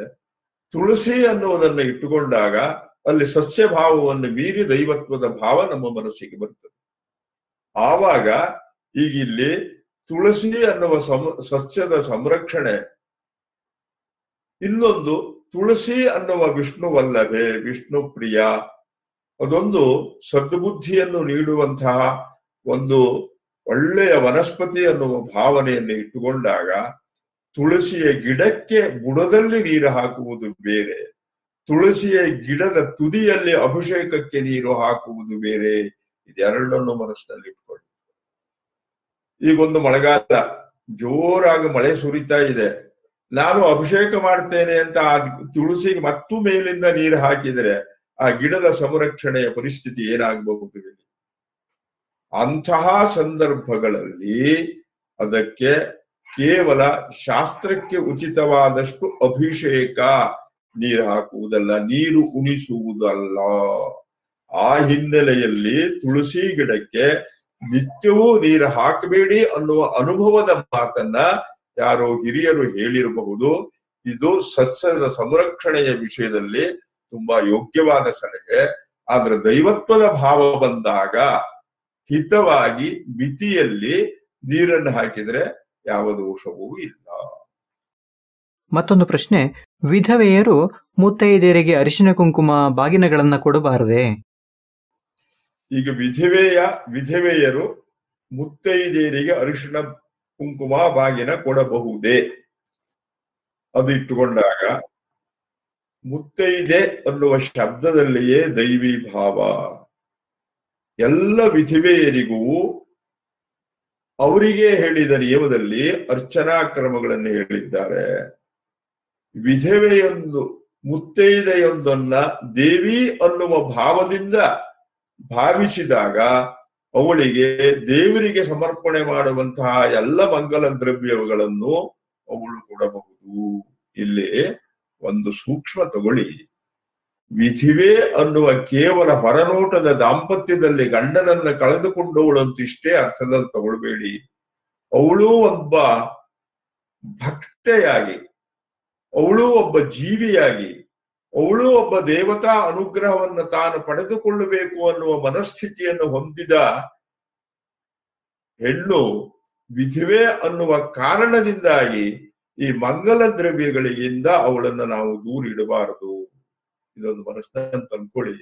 ಒಂದು ಬಹಳ ಮುಖ್ಯವಾದ ಒಂದು ವಿಷಯವನ್ನ ಹೇಳ್ತೇನೆ ನಿಮಗೆ. ರಾಮಕೃಷ್ಣರ ಪರಮಹಂಸರ ಕಾಲ ನಂತರದಲ್ಲಿ ಶಾರದಾ ದೇವಿಯವರನ್ನ ವಿವೇಕಾನಂದರೇ ಮೊದಲುಗೊಂಡ ಮಹಾಜ್ಞಾನಿಗಳು ಅವರನ್ನು ಯಾವ ಭಾವದಿಂದ ನೋಡಿದ್ರು? ಒಂದು ಚೂರಿ ಶಾರದಾ ದೇವಿ ಅನ್ನುವ ಪುಸ್ತಕವನ್ನು ಓದಿ, ರಾಮಕೃಷ್ಣರ ಜೀವನ ಚರಿತ್ರೆಯನ್ನು ಓದಿ, ವಿವೇಕಾನಂದರ ಜೀವನ ಚರಿತ್ರೆಯನ್ನು ಓದಿ, ಗಂಡನನ್ನ ನಾನು ಈ ಶಬ್ದ ಹೇಳಬಾರ್ದು, ಒಂದು ದೈವಿಕವಾದ ಗುರು ಹಿರಿಯರ ಮೇಲೆ ಭಾವನೆಯುಳ್ಳ ನಾನು, ಆದ್ರೂ ಒಂದು ಸರಿಯಾದ ಸಂದೇಶ ಹೋಗ್ಲಿ ಅನ್ನುವ ಕಾರಣಕ್ಕೆ ಹೇಳ್ತಾ ಇದ್ದೇನೆ. ರಾಮಕೃಷ್ಣರನ್ನ ಕಳೆದುಕೊಂಡ ನಂತರದಲ್ಲಿಯೂ ಸಹ ಶಾರದಾ ದೇವಿಯವರನ್ನ ಶಾರದಾ ಮಣಿ ಅನ್ನುವ ಅವರ ಹೆಸರು, ಅವರನ್ನ ಶಾರದಾ ದೇವಿ ಅಂತಲೇ ಕರೆದ್ರು. ಅವರ ಅನುಗ್ರಹದಿಂದ ಅನೇಕ ಮಂದಿ ಜ್ಞಾನಿಗಳಾದರು. ಅನೇಕ ಕಷ್ಟ ಕಾರ್ಪಣ್ಯಗಳನ್ನ ಅವರು ನಿವಾರಣೆ ಮಾಡಿದ್ರು. ಈ ರೀತಿಯಾದ ಪ್ರಶ್ನೆಗಳನ್ನು ಇಟ್ಟುಕೊಂಡಾಗ ರಾಮಕೃಷ್ಣರನ್ನು ಹೊರತುಪಡಿಸಿದವರು ಅನ್ನುವ ಅಷ್ಟೇ ಅರ್ಥವನ್ನು ಇಟ್ಟುಕೊಂಡ್ರೆ ನಾವು ಎಷ್ಟು ತಪ್ಪು ಆಲೋಚನೆಗೆ ಒಳಗಾಗ್ತೇವೆ ಮನಸ್ಸಿಗೆ ತಂದುಕೊಳ್ಳಿ. ಆ ಕಾರಣದ ಹಿನ್ನೆಲೆಯಲ್ಲಿ ಮುತ್ತೈದೆಯೊಬ್ಬಳಿಗೆ ವಿಧೆಯೊಬ್ಬಳು ಅರಿಶಿಣ ಕುಂಕುಮವನ್ನ ಕೊಡುವುದರಿಂದ ಆ ಮುತ್ತೈಯದ ಸೌಭಾಗ್ಯಕ್ಕೂ ಯಾವ ಕೊರತೆಯೂ ಇಲ್ಲ. ಈ ರೀತಿಯಾದ ಕೊಡುವ ವಿಷಯದಲ್ಲಿ ವಿಧವೆಯೊಬ್ಬಳನ್ನ ವಂಚಿತಳಾಗಿ ಮಾಡಬೇಕಾದ ಅಗತ್ಯವೂ ಇಲ್ಲ. ಇದು ಭಾವಪ್ರಧಾನವಾದ ವಿಷಯ, ಮನಸ್ಸಿಗೆ ತಂದುಕೊಳ್ಳಿ. ಮುಂದಿನ ಪ್ರಶ್ನೆ, ಅನೇಕ ಜನರ ಮನಸ್ಸಿನಲ್ಲಿರುವಂತಹದ್ದು, ಮದುವೆಯ ನಂತರ ಹೆಣ್ಣು ಗಂಡಿನ ಗೋತ್ರಕ್ಕೆ ಬದಲಾಗುತ್ತಾಳೆ. ಇದರ ಉದ್ದೇಶವೇನು? ಗೋತ್ರ ಅನ್ನುವ ಶಬ್ದಕ್ಕೆ ಅರ್ಥ ಏನು ಗೊತ್ತಾ? ಸಮೂಹ ಅಂತ ಅರ್ಥ. ತಂದೆಯ ಮನೆಯಲ್ಲಿ ಹುಟ್ಟಿ ಬೆಳೆದ ಹೆಣ್ಣೊಂದನ್ನ ಗಂಡಿಗೆ ಧಾರೆ ಎರೆದು ಕೊಡ್ತಾರೆ. ಅಲ್ಲಿ ವಾಗ್ದಾನದ ಸಂದರ್ಭದಲ್ಲಿ ಬಹಳ ಸ್ವಾರಸ್ಯವಾಗಿ ಈ ವಿಷಯವನ್ನ ನಮ್ಮ ಹಿರಿಯರು ಒಂದು ಸಂಪ್ರದಾಯವನ್ನು ರೂಢಿಗೆ ತಂದರು.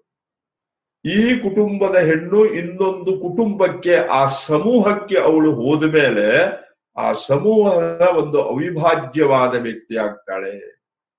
ಅಲ್ಲಿಯ ಎಲ್ಲ ಚರಸ್ಥಿರ ಆಸ್ತಿಗಳಿಗೆ ಅವಳು ಹಕ್ಕುದಾರಳಾಗ್ತಾಳೆ. ಆ ಕುಟುಂಬದ ಒಂದು ಕುಡಿಗೆ ಅವಳು ಜನನಿ ಆಗ್ತಾಳೆ, ಅವಳು ತಾಯಿ ಆಗ್ತಾಳೆ. ಆ ಹಿನ್ನೆಲೆಯಲ್ಲಿ ಈ ಸಮೂಹದಿಂದ, ಈ ಕುಟುಂಬದಿಂದ ಆ ಕುಟುಂಬಕ್ಕೆ ಅವಳು ಸೇರಿದಳು ಅನ್ನುವುದೇ ಗೋತ್ರ. ಗೋತ್ರ ಬದಲಾವಣೆಯ ಉದ್ದೇಶ, ಗೋತ್ರ ಶಬ್ದದ ಅರ್ಥ. ಗೋತ್ರಕ್ಕೆ ಸಮೂಹ ಅಂತ ಅರ್ಥ.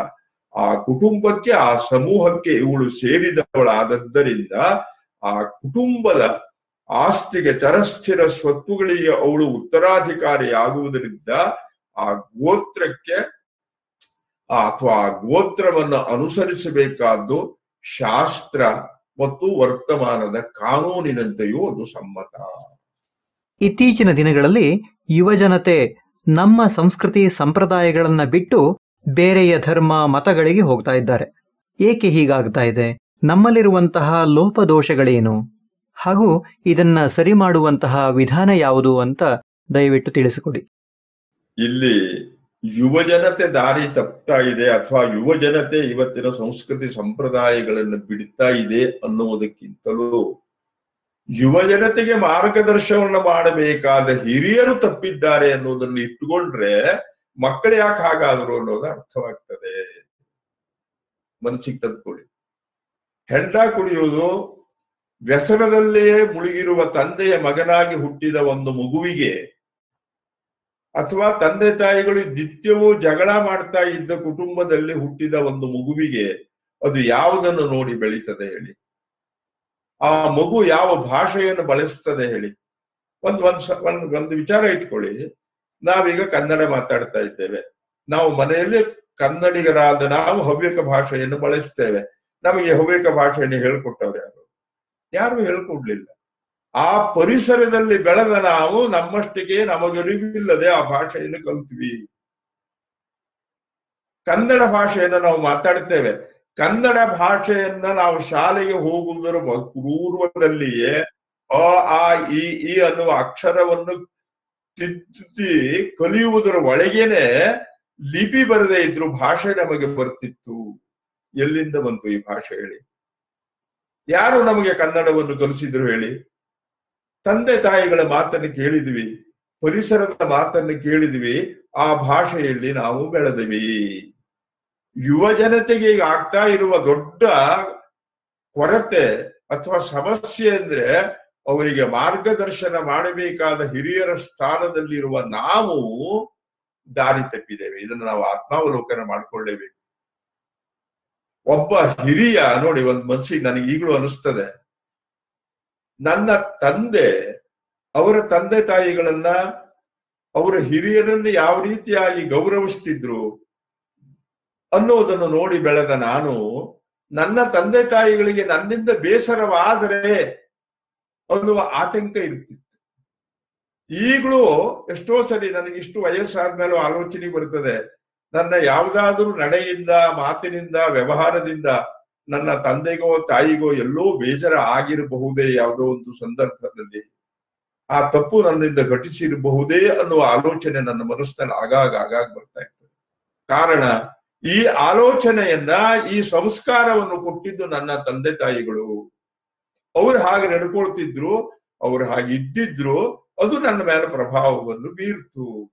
ಈಗ ತಂದೆಯ ಸ್ಥಾನದಲ್ಲಿಯೋ, ಅಜ್ಜನ ಸ್ಥಾನದಲ್ಲಿಯೋ, ಅಜ್ಜಿಯ ಸ್ಥಾನದಲ್ಲಿಯೋ, ತಾಯಿಯ ಸ್ಥಾನದಲ್ಲಿಯೋ ಇರುವ ವ್ಯಕ್ತಿಗಳು ತಮ್ಮ ಮಕ್ಕಳಿಗೆ ಯಾವ ರೀತಿಯಾದ ಸಂಸ್ಕಾರವನ್ನು ಕೊಡಬೇಕು ಅನ್ನುವ ತಿಳುವಳಿಕೆಯ ಕೊರತೆ ಇವತ್ತು ಯುವ ಜನತೆಗೆ ಈ ರೀತಿಯಾಗಿ ಬೆಳೆದುಕೊಳ್ಳಿಕ್ಕೆ ಕಾರಣವಾಗ್ತಾ ಇದೆ. ಖಂಡಿತವಾಗಿಯೂ ಯುವ ಜನತೆ ದಾರಿ ತಪ್ತಾ ಇಲ್ಲ, ದಾರಿ ತೋರಿಸುವ ಹಿರಿಯರ ಕೊರತೆ ಇದೆ. ನೆನ್ಪಿಟ್ಕೊಳ್ಳಿ.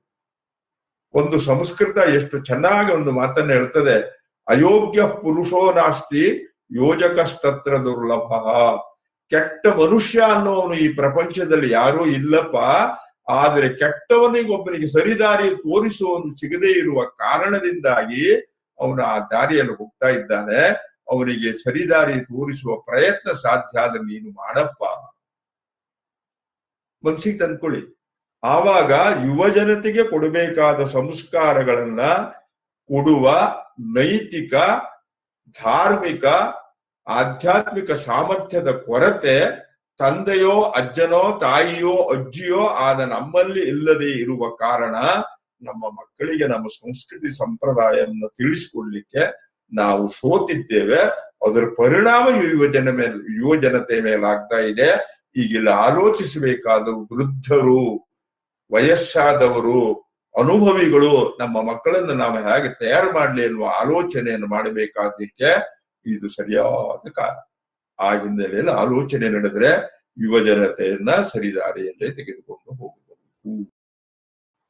ಈಗ ನಾನು ಹೇಳಿದ ಉತ್ತರದಲ್ಲಿ ಅಲ್ಲೊಂದು ಮಾತು ಬಂತು, ಅಯೋಗ್ಯ ಪುರುಷೋರಾಸ್ತಿ ಯೋಜಕಸ್ತತ್ರ ದುರ್ಲಭ. ಆ ಮಗುವಿಗೆ ಯಾವ ರೀತಿಯಾಗಿ ತಿಳಿಸಿ ಹೇಳಬೇಕು ಅನ್ನುವ ತಿಳುವಳಿಕೆಯನ್ನು ಕೊಡುವ ಕೊರತೆ ನಮ್ಮಲ್ಲಿದ್ದ ಕಾರಣ ಮಕ್ಕಳು ತಂದೆ ತಾಯಿಗಳ ಮಾತನ್ನು ಕೇಳುವುದಿಲ್ಲ. ನಾನು ಒಂದು ಮಾತನ್ನು ಹೇಳಿದೆ ನೋಡಿ, ಮಗುವೊಂದು ತಪ್ಪು ಮಾಡಿದಾಗ ಬೆತ್ತದ ಮೂಲಕವಾಗಿ ಶಿಕ್ಷಿಸುವುದು ಬೇರೆ, ರಮಿಸುವುದು ಬೇರೆ. ನಾವೇನು ಮಾಡ್ತೇವೆ, ನಾನು ಅಪ್ಪನಾದದ್ದರಿಂದ ಇವನು ನನ್ನ ಮಗ, ನಾನು ಹೇಳಿದಾಗ ಅವನು ಕೇಳಬೇಕು ಅನ್ನುವ ಈಗೋ, ನಾನು ಅನ್ನುವುದು ಮಗನ ಮೂಲಕವಾಗಿ ನನ್ನತನವನ್ನು ಗುರುತಿಸುವ ಪ್ರಯತ್ನವನ್ನು ನಾನು ಹೊರಟಾಗ ಮಕ್ಕಳು ಹೊರಟರಾಗ್ತಾರೆ. ಏನೋ ಒಂದು ಸ್ವಾರಸ್ಯವಾದ ಒಂದು ಮಾತನ್ನು ನಮ್ಮ ಸುಭಾಟಿತ ಹೇಳ್ತದೆ ಗೊತ್ತಿದೆಯಾ? ಸ್ವಾಮಿ ಮತ್ತು ಪಂಚವರ್ಷಾಣಿ ದಶವರ್ಷಾಣಿ ದಾಸವತ್ ಪ್ರಾಪ್ತೇತು ಷೋಡಶೇ ವರ್ಷೇ ಪುತ್ರಂ ಮಿತ್ರವದಾಚರೇತ್. 5 ವರ್ಷದವರೆಗಿನ ಮಗುವನ್ನ ದೇವರಂತೆ ಕಾಣು. 5 ವರ್ಷದ ನಂತರ 10 ವರ್ಷಗಳವರೆಗೆ ಅಂದ್ರೆ 15 ವರ್ಷದವರೆಗೆ ಅವನಿಗೆ ಸ್ವಲ್ಪ ಶಿಕ್ಷಣದ ಜೊತೆಗೆ ಶಿಕ್ಷೆಯೊಂದಿಗೆ ಶಿಕ್ಷಣವನ್ನು ಕೊಡು. 16 ವರ್ಷ ದಾಟಿದ ಮೇಲೆ ಸ್ನೇಹಿತನಂತೆ ಮಗನ ಜೊತೆಯಲ್ಲಿ ವ್ಯವಹರಿಸು. ಎಂಥ ಮನೋವಿಜ್ಞಾನದ ಮಾತು ನೋಡಿ ಇದು. ಈ ಗುಟ್ಟು ಒಬ್ಬ ತಂದೆಯಾದವನಿಗೆ ಗೊತ್ತಿದ್ರೆ ನನ್ನ ಮಗ ನನ್ನ ಮಾತು ಕೇಳುವುದಿಲ್ಲ ಅನ್ನುವ ಪ್ರಶ್ನೆಯೇ ಬರುವುದಿಲ್ಲ. ಈ ಗುಟ್ಟು ಗೊತ್ತಿಲ್ಲದೆ ಇರುವುದರಿಂದ ಮಗ ಅಪ್ಪನಿಗೆ ವಿರುದ್ಧವಾಗಿ ನಿಲ್ತಾನೆ. ಅಪ್ಪಿ ಏನ್ ಹೇಳಿದ್ನೋ ಅದ್ರ ವಿರುದ್ಧ ಮಾಡುವುದೇ ತನ್ನ ದಾರಿ ಎನ್ನುವ ಮಟ್ಟಿಗೆ ಅವರು ಬೆಳೆದಿರ್ತಾರೆ. ಅದನ್ನೇ ನಮ್ಮಲ್ಲೊಂದು ಗಾದೆ ಹೇಳ್ತಾರೆ ನೋಡಿ, ಮನೆಗೆ ಮಾರಿ ಊರಿಗೆ ಉಪಕಾರಿ. ಏನು ಇದರ ಅರ್ಥ? ಊರಿನಲ್ಲೆಲ್ಲರಿಗೂ ಬೇಕಾದ ವ್ಯಕ್ತಿ ತಂದೆ ತಾಯಿ ಕಂಡ್ರೆ ಬುಸುಗುಡುದು. ಯಾಕೆ ಹಿಂಗಾಗ್ತದೆ? ಹಂಗಾದ್ರೆ ಒಳ್ಳೆತನ ಇರ್ಲಿಲ್ವ ಅವನಲ್ಲಿ? ಒಳ್ಳೆತನ ಇಲ್ಲದೆ ಇದ್ರೆ ಅವನು ಊರಿನಲ್ಲೂ ಉಪಕಾರಿ ಆಗ್ತಾನ? ಊರಿನ ಜನ ಅವರನ್ನು ಗೌರವಿಸ್ತಾರ? ಹಾಗಾದ್ರೆ ಆ ಒಳ್ಳೆಯ ಜನ ಮನೆಗೆ ಬಂದಾಗ ಯಾಕೆ ಕೆಟ್ಟವನಾಗಿ ನಮ್ಮ ಕಣ್ಣಿಗೆ ಕಾಣ್ತಾನೆ? ಕೆಟ್ಟವನಾಗಿ ನಮ್ಮ ಜೊತೆಯಲ್ಲಿ ಯಾಕೆ ವ್ಯವಹರಿಸ್ತಾನೆ? ಇದೊಂದು ಪ್ರಶ್ನೆ ಇಟ್ಕೊಳ್ಬೇಡವ ನಾವು. ಆವಾಗ ಇಲ್ಲಿ ನಾವೆಲ್ಲಿ ತಪ್ಪಿದ್ದೇವೆ ಅನ್ನೋದನ್ನ ಅರ್ಥ ಮಾಡಿಕೊಂಡಾಗ ನೋಡಿ, ಸಂಸ್ಕೃತ ಎಷ್ಟು ಚೆನ್ನಾಗಿ ಒಂದು ಮಾತನ್ನು ಹೇಳ್ತದೆ ಗೊತ್ತದೆ. ಪ್ರತ್ಯಹಂ ಪರಿವೇಕ್ಷೇತ ನರಶ್ಚರಿತಾತ್ಮನಃ. ನಿನ್ನನ್ನು ನೀನು ನೋಡ್ಕೊಳ್ಳಪ್ಪ. ನಿನ್ನ ಮಗ ಹೊರಟಾಗ್ಲಿಕ್ಕೆ ನೀನೆಷ್ಟು ಕಾರಣ ಅನ್ನೋದನ್ನು ನೀನು ಆಲೋಚಿಸಿದರೆ, ಮಗನಿಗೆ ಬೇಕಾದ ಒಳ್ಳೆಯತನ ನಿನ್ನಲ್ಲಿ ಇದ್ರೆ ನಿನ್ನ ಮಗ ನಿನಗೆ ಒಳ್ಳೆಯವನಾಗಿಯೇ ಪರಿಣಮಿಸ್ತಾನಪ್ಪ. ನೀನು ನಾವೇನು ಮಾಡ್ತಾ ಇದ್ದೇವೆ, ವರ್ತಮಾನ ಇವತ್ತಿನ ಸಾಮಾಜಿಕ ವ್ಯವಸ್ಥೆ, ಶೈಕ್ಷಣಿಕ ವ್ಯವಸ್ಥೆಯಲ್ಲಿ ಏನನ್ನೋ ನಿರೀಕ್ಷಿಸ್ತಾ ಇದ್ದೇವೆ. ಈ ದಾರಿಯಲ್ಲಿ ಹೋಗಿಯೇ ಸರಿ ಮಾಡಬೇಕು. ಕಾಲಿಗೆ ಒಂದು ಮುಳ್ಳು ಚುಚ್ಚುತ್ತದೆ, ನಾವೇನ್ ತಗೊಳ್ತೇವೆ ಹೇಳಿ? ಸೂಜಿ ತಗೊಳ್ತೇವೆ. ಮೊದಲೇ ಮುಳ್ಳು ಚುಚ್ಚಿದ ಕಾಲು ಅದಕ್ಕೆ ಮತ್ತು ಸೂಜಿಯಿಂದ ಚುಚ್ಚುತ್ತೆ ಅಂದ್ರೆ ನಾವು ಬುದ್ಧಿವಂತನ ಹೆಡ್ಡನ ಹೇಳಿ ನೋಡುವ. ಆದ್ರೆ ಮುಳ್ಳು ಚುಚ್ಚಿದ ಕಾಲಿಗೆ ಸೂಜಿ ಇಲ್ಲದೆ ಇದ್ರೆ ಒಳಗಿದ್ದ ಮುಳ್ಳು ಹೊರಗೆ ಬರುವುದಿಲ್ಲ. ಇದನ್ನೇ ಶಿಶು ಶಿಕ್ಷಣಕ್ಕೆ, ಪುತ್ರ ಶಿಕ್ಷಣಕ್ಕೆ ನಮ್ಮ ಹಿರಿಯರು ಹೇಳಿದ ಮಾರ್ಗ. ಅವನ ದಾರಿಯಲ್ಲೇ ಹೋಗಿ ಅವನನ್ನು ಪರೆದುಕೊಂಡು ತಗೊಂಡು ಬಾರಪ್ಪ. ಇದೊಂದೇ ಉದಾಹರಣೆ ಇಟ್ಟುಕೊಳ್ಳಿ ಸಾಕು. ಮುಳ್ಳು ಚುಚ್ಚಿದ ಕಾಲಿಗೆ ಸೂಜಿ ಯಾಕೆ? ಸೂಜಿ ಇಲ್ಲದೆ ಇದ್ರೆ ಮುಳ್ಳು ಹೊರಗೆ ಬರುವುದಿಲ್ಲ. ಈ ಸೂತ್ರ ನಮಗೆ ಅರ್ಥ ಆದ್ರೆ ನಮ್ಮ ಮನೆಯ ಮಕ್ಕಳನ್ನು ನಾವೇ ಹಾಗೆ ತಿದ್ದಬಹುದು. ಈ ಭಜನೆ, ಸ್ತೋತ್ರ, ಸಂಸ್ಕೃತಿಯ ವಿಷಯದಲ್ಲಿ ನಮ್ಮ ಮಕ್ಕಳಿಗೆ ಯಾಕೆ ಅಗೌರವ, ಅಸಡ್ಡೆ, ಅದನ್ನ ಯಾಕೆ ಅವರು ಅನುಸರಿಸುವುದಿಲ್ಲ ಹೇಳುವ ನಮ್ಮ ಪ್ರಶ್ನೆಗಳಿಗೆ ನಾವು ಕೇವಲ ಹೊರನೋಟದ ಸ್ತುತಿ ಮಾಡ್ತಾ ಇದ್ದೇವೆ, ಕೇವಲ ಹೊರನೋಟದ ಪ್ರಾರ್ಥನೆಯನ್ನು ಮಾಡ್ತಾ ಇದ್ದೇವೆ. ಆ ಕಾರಣಕ್ಕಾಗಿ ನಮ್ಮ ಮಗನ ಮನಸ್ಸಿಗೆ ಅದು ಮುಟ್ಲಿಲ್ಲ. ಈ ಹಿಂದಿನ ಒಂದು ಪ್ರಶ್ನೆ ಬಂತು ನೋಡಿ, ದೇವರನ್ನು ಸ್ತುತಿಸ್ತೇವೆ, ಅದನ್ನು ಲಂಚ ರೂಪವಾಗಿ ಕೊಟ್ಟು ದೇವರ ಹತ್ರ ಏನೋ ಒಂದು ಪಡ್ಕೊಳ್ಳುವ ಪ್ರಯತ್ನಕ್ಕೆ ಹೊರಡ್ತೇವೆ. ಇದು ನಿಜವಾದ ಪ್ರಶ್ನೆ. ಇದು ಈ ನಮ್ಮೆಲ್ಲರ ಭಕ್ತಿ, ನಮ್ಮೆಲ್ಲರ ಸಾಧನೆ ಹೊರನೋಟದ್ದು. ಎಲ್ಲಿ ಒಳಗಿನಿಂದ ನಮಗೆ ದೇವರ ಮೇಲೆ ಸ್ತುತಿಯ ಭಾವನೆ ಬರ್ತದೆಯೋ, ದೇವರನ್ನು ಕುರಿತಿಸಿ ನಮ್ಮ ಮನಸ್ಸು ಬಯಸ್ತದೆಯೋ, ನಾವು ಉಪದೇಶಿಸುವುದು ಬೇಡ, ಮಕ್ಕಳು ಅದನ್ನು ಅನುಸರಿಸ್ತಾರೆ. ಶಂಕರಾಚಾರ್ಯರ ಕುರಿತು ಒಂದು ಮಾತು ಎಷ್ಟು ಸ್ವಾರಸ್ಯವಾಗಿ ಬರ್ತದೆ ಗೊತ್ತದೆಯಾ? ಗುರೋಸ್ತು ಮೌನಂ ವ್ಯಾಖ್ಯಾನಂ ಶಿಷ್ಯಾಸ್ತು ಚಿನ್ನ ಸಂಶಯ. ಶಂಕರಾಚಾರ್ಯರನ್ನು ನೋಡಿದ್ರೆ ಸಾಕಂತೆ ಅವರ ಶಿಷ್ಯರಿಗೆ ಎಲ್ಲ ಸಂಶಯಗಳು ನಿವೃತ್ತಿ ಆಗ್ತಿತ್ತಂತೆ. ಅವರೇನೋ ಬಾಯಿ ಬಿಟ್ಟು ಹೇಳದೆ ಈ ಆತ್ಮಜ್ಞಾನ ಪರಮಾತ್ಮ ಜ್ಞಾನ ಅವರ ದರ್ಶನ ಮಾತ್ರದಿಂದ ಲಭ್ಯವಾಗ್ತಿತ್ತಂತೆ. ಆ ತಂದೆ ತಾಯಿಗಳು ನಾವಾಗುವ ಪ್ರಯತ್ನ ನಮ್ಮ ಮನಸ್ಸಿನಲ್ಲಿ ನಮ್ಮ ಜೀವನದಲ್ಲಿ ಬರದೇ ಇರುವವರೆಗೂ ನಮ್ಮ ಮಕ್ಕಳಿಗೆ ನಮ್ಮ ಸಂಸ್ಕಾರವನ್ನು ತಿಳಿಸ್ಕೊಡ್ಲಿಕ್ಕೆ ಆಗೋದಿಲ್ಲ. ಬೇರೆ ಬೇರೆ ಏನೇನೋ ಭೀತಿ ಅಥವಾ ದೇವರ ವಿಷಯದಲ್ಲಿ ಇರುವಂತಹ ಕೆಲವು ಕೊರತೆಗಳ ಕಾರಣದಿಂದಾಗಿ ಔಪಚಾರಿಕವಾಗಿ ನಾವು ಧಾರ್ಮಿಕ ವ್ಯವಸ್ಥೆಯಲ್ಲಿ ನಮ್ಮನ್ನು ತೊಡಗಿಸ್ತಾ ಇದ್ದೇವೆ ಬಿಟ್ರೆ, ಆಂತರಂಗಿಕವಾಗಿ ನಾವು ತೊಡಗಿಸಿಕೊಳ್ಳದೆ ಇರುವ ಕಾರಣದಿಂದಾಗಿ ನಾನು ಮಾಡಿದ ಭಜನೆಯನ್ನ, ನಾನು ಹೇಳಿದ ಸ್ತೋತ್ರವನ್ನ ನನ್ನ ಹೇಳುವ ಮನಸ್ಸು ನನ್ನ ಮಕ್ಕಳಿಗೋ ಮೊಮ್ಮಕ್ಕಳಿಗೂ ಬರಲೇಬೇಕು ಅಂತಿಲ್ಲ. ನೆನ್ಪಿಟ್ಕೊಳ್ಳಿ, ಯಾವತ್ತೂ ನಾವು ಒಳಗಿನಿಂದ ಮಾಡ್ತೇವೋ ಆವಾಗ ಹೊರಗೆ ಮಾಡ್ತಾರೆ. ಎಷ್ಟೋ ಮಂದಿ ನನ್ನ ಸಂಪರ್ಕಕ್ಕೆ ಬಂದವರು ಹೇಳ್ತಾರೆ, ಭಟ್ರೆ ನಮ್ಮ ಅಪ್ಪ ಅತ್ತೆ ಅಜ್ಜ ಎಲ್ಲ ಮಾಡ್ಕೊಂಡು ಬಂದಿದ್ರು, ಇವತ್ತಿನ ವ್ಯವಹಾರ ಕಾರಣಕ್ಕಾಗಿ ನನ್ನ ಹತ್ರ ಅದನ್ನು ಮಾಡ್ಲಿಕ್ಕೆ ಆಗ್ತಾ ಇಲ್ಲ, ನನಗೆ ಇದಕ್ಕೆ ಪರಿಹಾರ ಏನು? ಇದೊಂದು ಪ್ರಶ್ನೆ ಇಟ್ಕೊಳ್ಳಿ, ಎಷ್ಟು ಅರ್ಥವನ್ನು ಕೊಡ್ತದೆ, ಎಷ್ಟು ಉತ್ತರವನ್ನು ಕೊಡ್ತದೆ ನೋಡಿ. ತಂದೆ ಅಜ್ಜ ಮಾಡಿದ್ದನ್ನು ಬಿಡ್ಲಿಕ್ಕೆ ಮನಸ್ಸಿಲ್ಲ, ವ್ಯಾವಹಾರಿಕ ಕಾರಣದಿಂದ ಅದನ್ನು ಮಾಡ್ಲಿಕ್ಕೆ ಆಗುವುದಿಲ್ಲ. ಆದ್ರೆ ಅವರು ಮಾಡಿದ ಆ ಒಂದಷ್ಟು ಧಾರ್ಮಿಕ ಚಟುವಟಿಕೆಗಳು ಈ ಮಗನ ಮನಸ್ಸಿನ ಮೇಲೆ ಎಷ್ಟು ಅಚ್ಚೊತ್ತಿದೆ ನೋಡಿ. ಹಾಗೆ ಇವರಲ್ಲಿ ಸಂಸ್ಕಾರವನ್ನು ಬೆಳೆಸ್ಲಿಕ್ಕೆ ನಾವು ಅಸಮರ್ಥರಾದ ಕಾರಣ ನಾವು ಹೇಳದಂತೆ ಅವ್ರ ಭಜನೆನೂ ಹೇಳುವುದಿಲ್ಲ, ಸ್ತೋತ್ರವನ್ನು ಹೇಳುವುದಿಲ್ಲ. ಕಾರಣ ನಮ್ಮ ಮಾತಿನಲ್ಲಿ ಆ ಶಕ್ತಿ ಇಲ್ಲ. ಹೀರೆ ಹೇಳ್ತಾರೆ, ತದೇವ ವೀರ್ಯವತ್ತರಂ ಭವತಿ. ನೀನು ಆ ಭಾವದಿಂದ ಹೇಳಿದ್ರೆ ಸಾಕು, ಕೇಳಿದ ನಿಮ್ಮ ಮನೆ ಎಲ್ಲ ಸದಸ್ಯರು ಅದಕ್ಕೆ ಕೈಗೂಡಿಸ್ತಾರೆ, ಬಾಯಿಗೂಡಿಸ್ತಾರೆ. ಒತ್ತಾಯ ಮಾಡಿ ಕನಕಬಂದು ಹೇಳಿದ್ರೆ ಯಾವ ಪ್ರಯೋಜನವೂ ಇಲ್ಲ. ನೆನಪಿ, ನಮ್ಮಲ್ಲಿ ಪ್ರಧಾನ ಬಾಗಿಲಿನ ಬಳಿ ನೀರು ನೀಡುವಂತಹ ಸಂಪ್ರದಾಯ ಬೆಳೆದು ಬಂದಿದೆ. ಇದರ ಉದ್ದೇಶ ಏನು? ಇದೊಂದು ತುಂಬಾ ಶಾಸ್ತ್ರ, ಸಂಪ್ರದಾಯ ಮತ್ತು ವಿಜ್ಞಾನ. ನೀರಿನ ಗುಣಧರ್ಮ ಏನು ಹೇಳಿ? ಶಾರೀರಿಕವಾಗಿ ತಗೊಂಡ್ರೆ ದಾಹವನ್ನು ಇಂಗಿಸುವಂತಹದ್ದು, ಬಾಯಾರಿಕೆಯನ್ನು ಇಂಗಿಸ್ತದೆ. ಶರೀರ ರಕ್ಷಣೆಗೆ ನೀರಿನ ಅಗತ್ಯ ಇದೆ. ಹಾಗಾಗಿ ಶುದ್ಧ ನೀರು ಬೇಕು. ಅದನ್ನೇ ಇನ್ನೊಂದು ಮುಖದಲ್ಲಿ ಆಲೋಚನೆ ಮಾಡಿ. ಕೊಳೆಗಳನ್ನೆಲ್ಲ ತೊಳೆಯುವುದು ನೀರು. ಬಟ್ಟೆ ಕೊಳೆಯಾದರೆ ಸಾಬೂನನ್ನು ಮಾಧ್ಯಮವಾಗಿ ಬಳಸ್ತೇವೆ, ಅದರಲ್ಲಿ ಇರೋದು ಕೆಲಸ ಮಾಡುವುದು ನೀರು. ನಮ್ಮ ಸಸ್ಯಗಳನ್ನ ವನಸ್ಪತಿಗಳನ್ನ ಬೆಳೆಸುವುದು ನೀರು. ಇಡೀ ಪ್ರಪಂಚದಲ್ಲಿ ಮುಕ್ಕಾಲು ಪಾಲು ನೀರು, ಕಾಲು ಪಾಲು ಭೂಮಿ. ಆವಾಗ ಇಲ್ಲಿ ಇದರಲ್ಲಿ ಸಾಮರ್ಥ್ಯ ಯಾವುದರದ್ದಾಯ್ತು? ಇದನ್ನೆಲ್ಲ ಮನಗಂಡ ನಮ್ಮ ಹಿರಿಯರು ಸ್ವಾರಸ್ಯವಾಗಿ ಹೇಳ್ತಾರೆ. ಆ ನೀರಿನ ಬಗ್ಗೆ ಹೇಳುವಾಗ ಆಪೋ ನಾರಾಯಣ ಪ್ರೋಕ್ತ, ನೀರು ಅಂದ್ರು ದೇವರು. ಆ ನೀರು ಏನು ಮಾಡ್ತದೆ? ಆಪ ಪುನಂತು ಪೃಥಿವೀಂ ಪೂತಾ ಪುನಾತು. ನಿಮ್ಮ ಮನೆಯಲ್ಲಿ ಏನಾದ್ರೂ ವಾಸ್ತು ದೋಷಗಳಿದ್ರೆ, ನೀನು ಮನೆಯ ಮಧ್ಯದಲ್ಲಿ ವಾಸ್ತುವಿನ ಎದುರಿನಲ್ಲಿ ಇಡುವ ನೀರಿನಿಂದ ನಿಮ್ಮ ಮನೆಯ ಒಳಗಿನಿಂದ ಬಂದಿದ್ದು ಅನ್ನುವ ಅಂತರ್ಜಲ, ಇನ್ನೊಂದು ಭೂಮಿಯಿಂದ ಮೇಲಿದ್ದದ್ದು ಅನ್ನೋ ಈ ಅರ್ಥದಲ್ಲಿ ಅಂತರ್ಜಲ. ನೀವ್ಯಾರಾದ್ರೂ ಈ ಉದಕ ಶಾಂತಿ ಪ್ರತಿಸರ ಬಂಧ ಅಂತ ಏನು ಮಾಡ್ತಾರೆ ನೋಡಿ ಹವ್ಯಕ ಸಂಪ್ರದಾಯದಲ್ಲಿ, ಉಪನಯನ ವಿವಾಹದ ಮಧ್ಯದಲ್ಲಿ. ಆ ಉದಕ ಶಾಂತಿಗಳೆಲ್ಲ ಮುಗಿದ ಮೇಲೆ ಆ ಉದಕ ಶಾಂತಿಗಾಗಿ ಇಟ್ಟುಕೊಂಡು ಆ ಕಲಶಗಳನ್ನ ಪ್ರಣವೇನ ಕುಂಭಮುತ್ಥಾಪ್ಯ, ಆ ನೀರಿನ ಕಲಶವನ್ನು ಎತ್ತು ಹಿಡಿದು ನೋಡು. ಆ ನೀರು ಈ ಪ್ರದೇಶದ ಮೇಲೆಲ್ಲ ಕೆಲಸ ಮಾಡ್ತದೆ. ತತ್ರೇವ ಸಂಸ್ಥಾಪ್ಯ, ಕೊನೆಗೆ ಅಲ್ಲಿಯೇ ನೀನು ಅದನ್ನು ಇಡು. ಒಂದು ಮನಸ್ಸಿಗೆ ತಂದ್ಕೊಳ್ಳಿ.